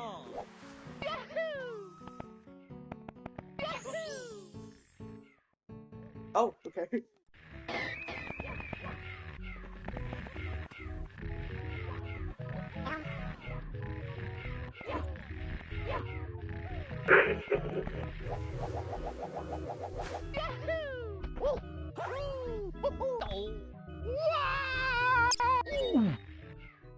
Mamma mia!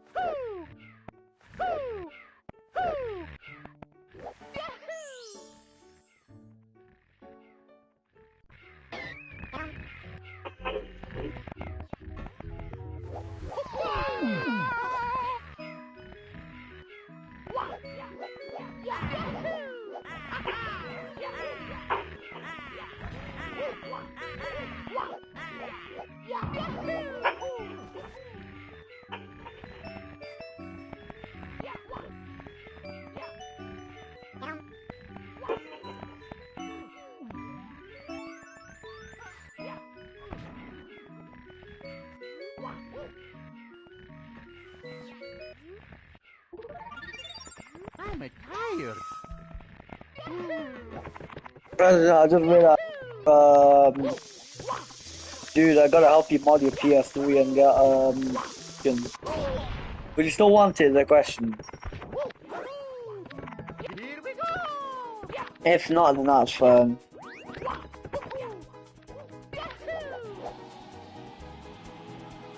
Hang on. Could I still invite him? Yeah, wait, it still detects I'm not having PS Plus, alright, hang on. There are no players to invite as share please. Dude, President's not a player apparently. Here we go!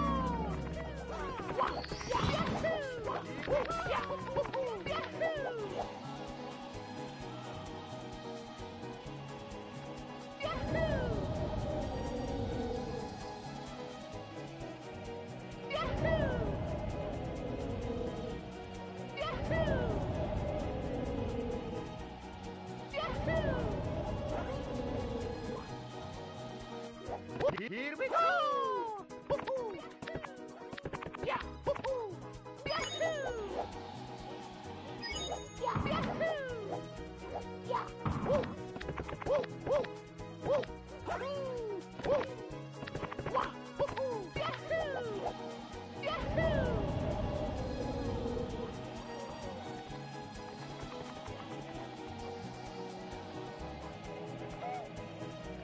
Why does that guy Haynes want to identify as trans? I mean, I don't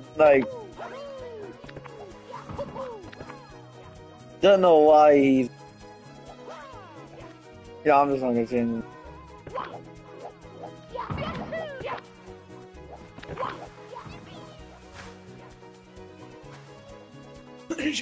$56 is not dead right now, is it? No one ever said anything with that, like, less me. Kill me in most of you. Here we go!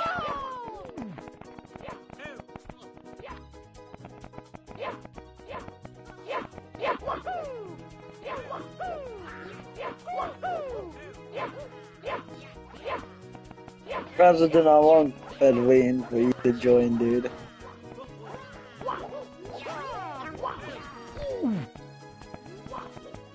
President, whenever you're ready, you can join, I guess. You only got like 20% on the game, holy shit.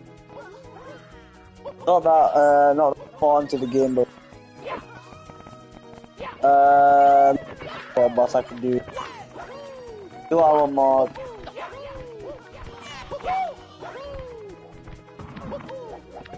I'm still calling. I do not give a shit what you say, Haynes. I am still calling you Haynes, no matter fucking what. This is the reason why. This is the reason why I'm still calling you Haynes. By the way, the message you just fucking sent.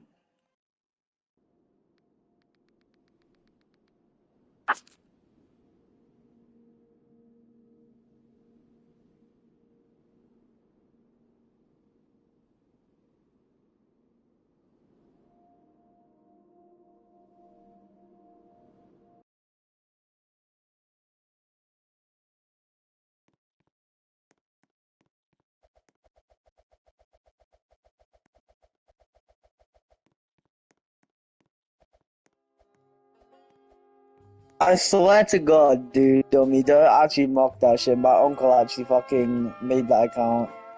It was originally made for my uncle, so allow that, dude. Mix between his first and last name, dude. God damn it. Why did you expect whenever you first loaded my profile on a new account, I actually showed the real name of my uncle?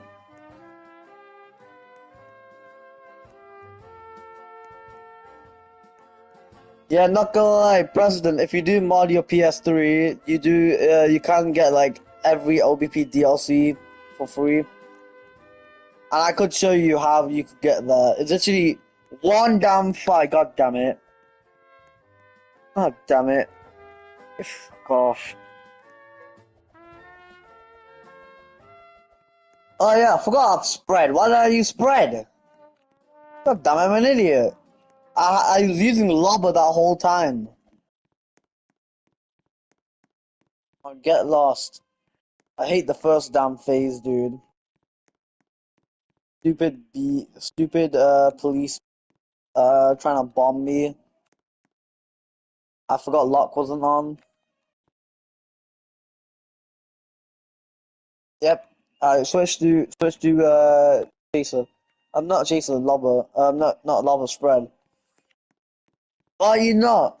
Well, can you get them legitimately? How can you blame? How can they blame him?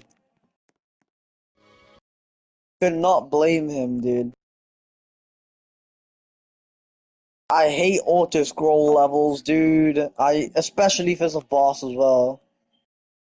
Oh my day!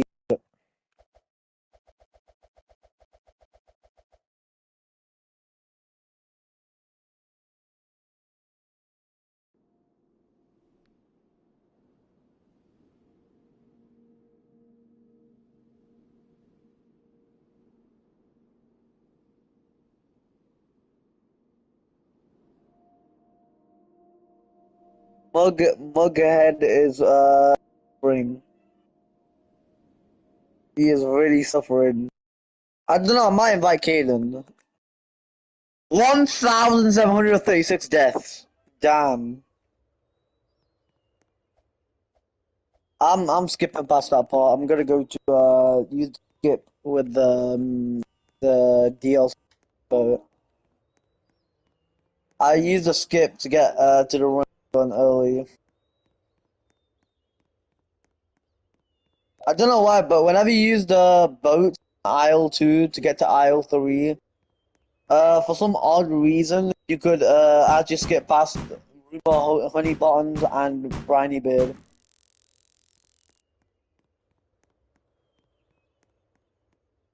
Ah, hit my damn handle, god damn it.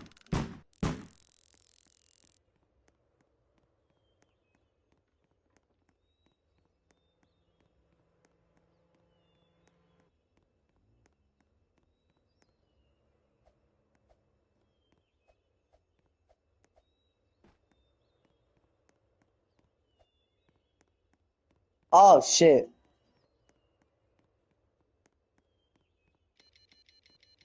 It's not good, I'm on 1 heat for this part. Oh! Ah shit. Nuh-uh. Dodgy, you don't even own a PS3, bro. Fuck you talking.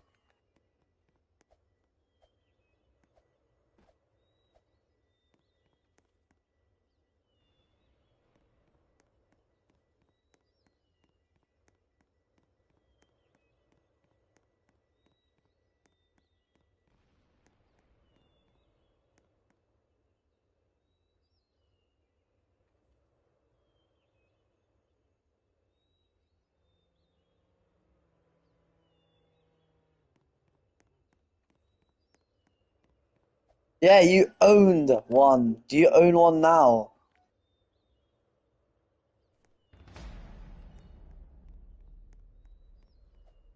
Yeah, I know, President. Used to own one. And since then, he never even modded that thing, dude. I mean, sure, if it was like before 2021 and shit, then I get it. But if it was like after 2021, what was wrong with you, dude?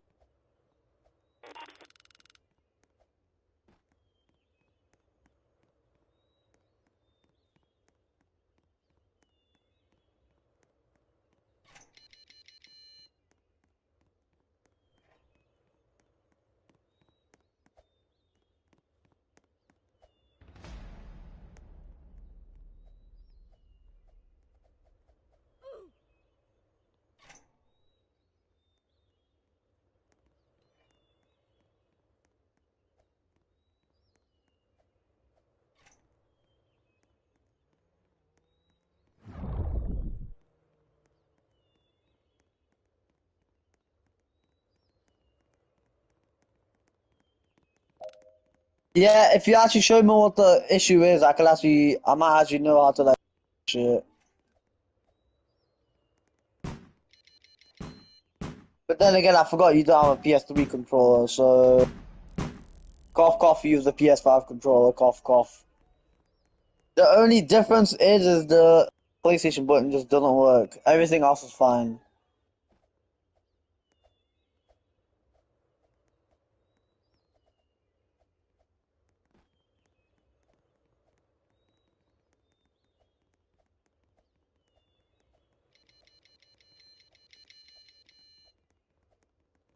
Also, they're not your PS3s. I don't fucking get it. It's fucking confusing me at this point, dude. You're actually confusing me.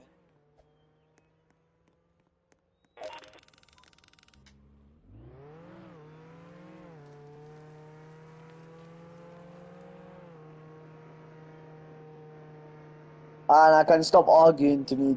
Not even in the party. Not even in the party.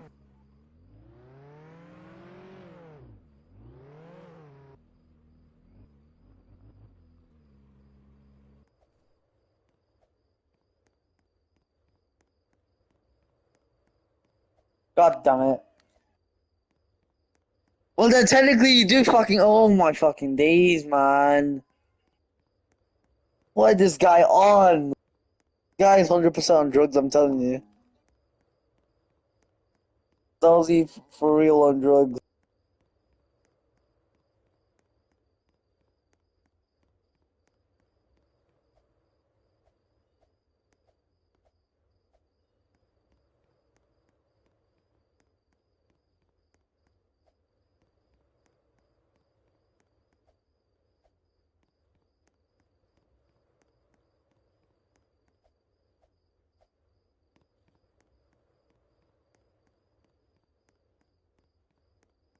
I swear, yeah, Lucas, if you do actually own or present, if you do own Minecraft or PS3, technically you could play that online. Still, to this day. No mods, no nothing.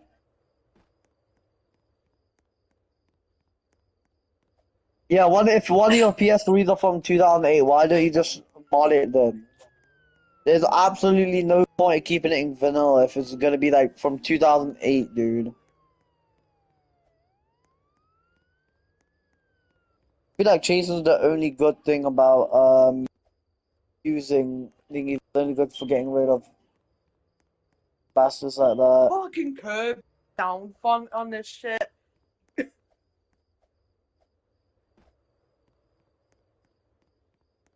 But I'm playing some Dreams and I'm just going through like music audio clips. Dreams kinda sucks anyways, dude. It's trying its best to be LBP, but it's not. Wait, what the hell did It's I a just hear? blatant knockoff. I just heard like a fucking song for Parappa, but SMW sound font. Fucking Super Mario World sound font version of the fucking car rap song from Parappa 1. Oh my, you have got to be kidding me. People still do that kind of crap. Did I do that? A lot of them. Oh crap. Spawns another bitch ass lobster.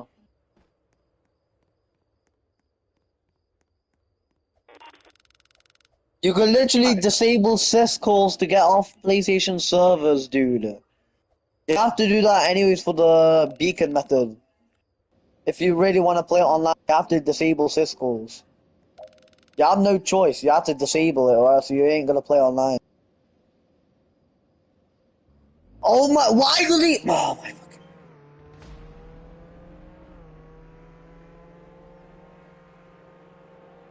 At this point, I'm not gonna fucking argue, dude. Lucas, you're actually pissing me off, and so is this fucking game.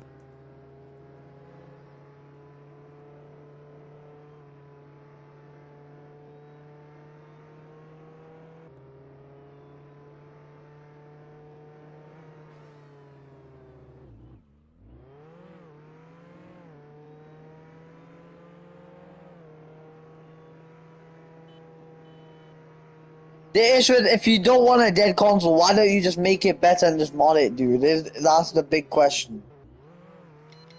If it's really that dead, then how come people are still playing it to this day? And their PlayStation accounts are totally fine, by the way. Please know that. Mine, dummies, a lot of people actually. I could name a lot of people. And they use like proper hacks as well on games as well. And yeah, their accounts are like unaffected. Yeah, well, yeah, if you do like some shit like, oh, Little Big Planet, so apparently you're gonna get banned for that. That's complete bullshit. Complete and utterly bullshit. I think the reason why you guys are scared is honestly just pathetic, dude. It could not break fucking your console anyways. And even if it does, you have one way to just back it up. Like the Wii. If it ever gets bricked, then you could. He's fucking dead and he's still here fucking hit me. No fucking way. I'm using twin hearts after this. I could not be arsed. Oh my fucking days!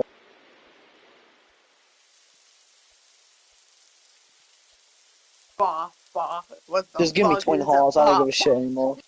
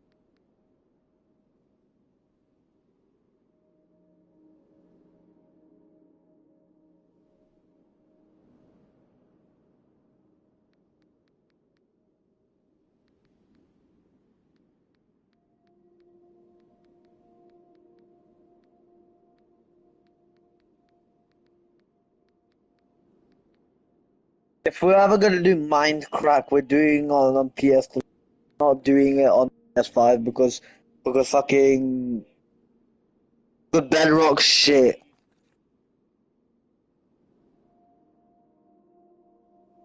What?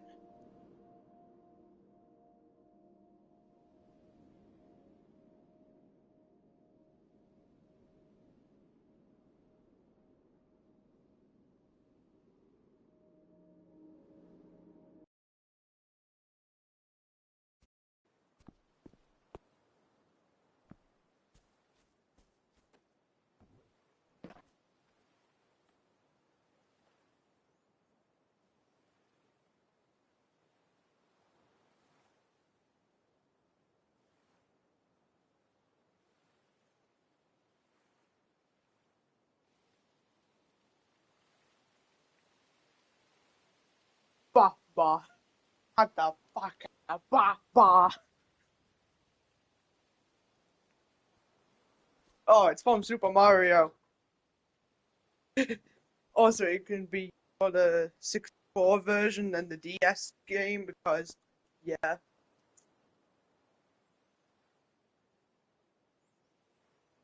But I still need to work on that one video where I just actually do a okay proper characters moving around. All as I own.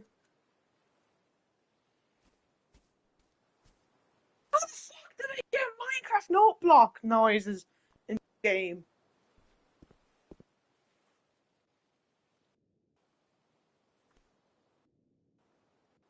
If someone's looking at my screen or listening to it, wow.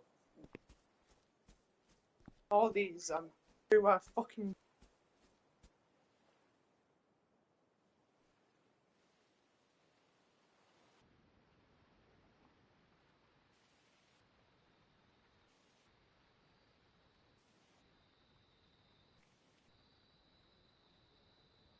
I swear to God, people are talented on this game, like, for some reason.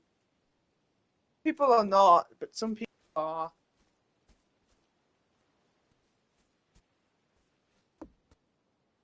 Wait. Okay, I'm back.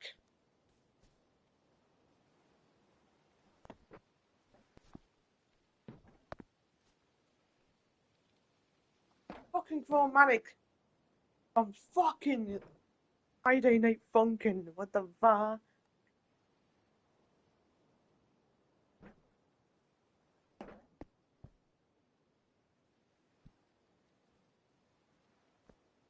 On the gas.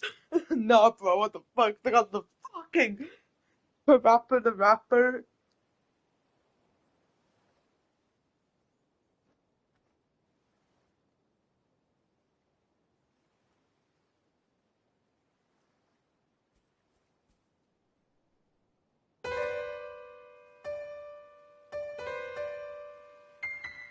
Mario Maker 2 singing chorus parts. Are you serious?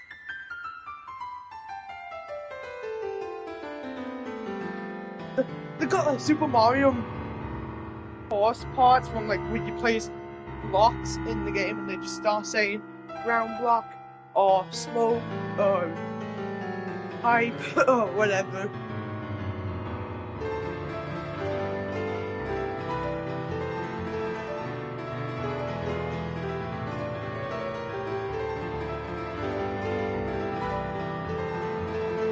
Oh, damn! Who the hell is British?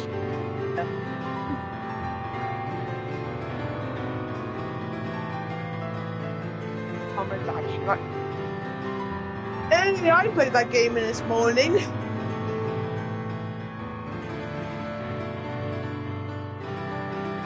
I did something pretty good today. It was on the 3DS, but I use a 2DS. It works. I've got like the Mii homes from that game because I did something with it. Brother, don't take the piss, man. That wasn't me, bro. That was Blake though.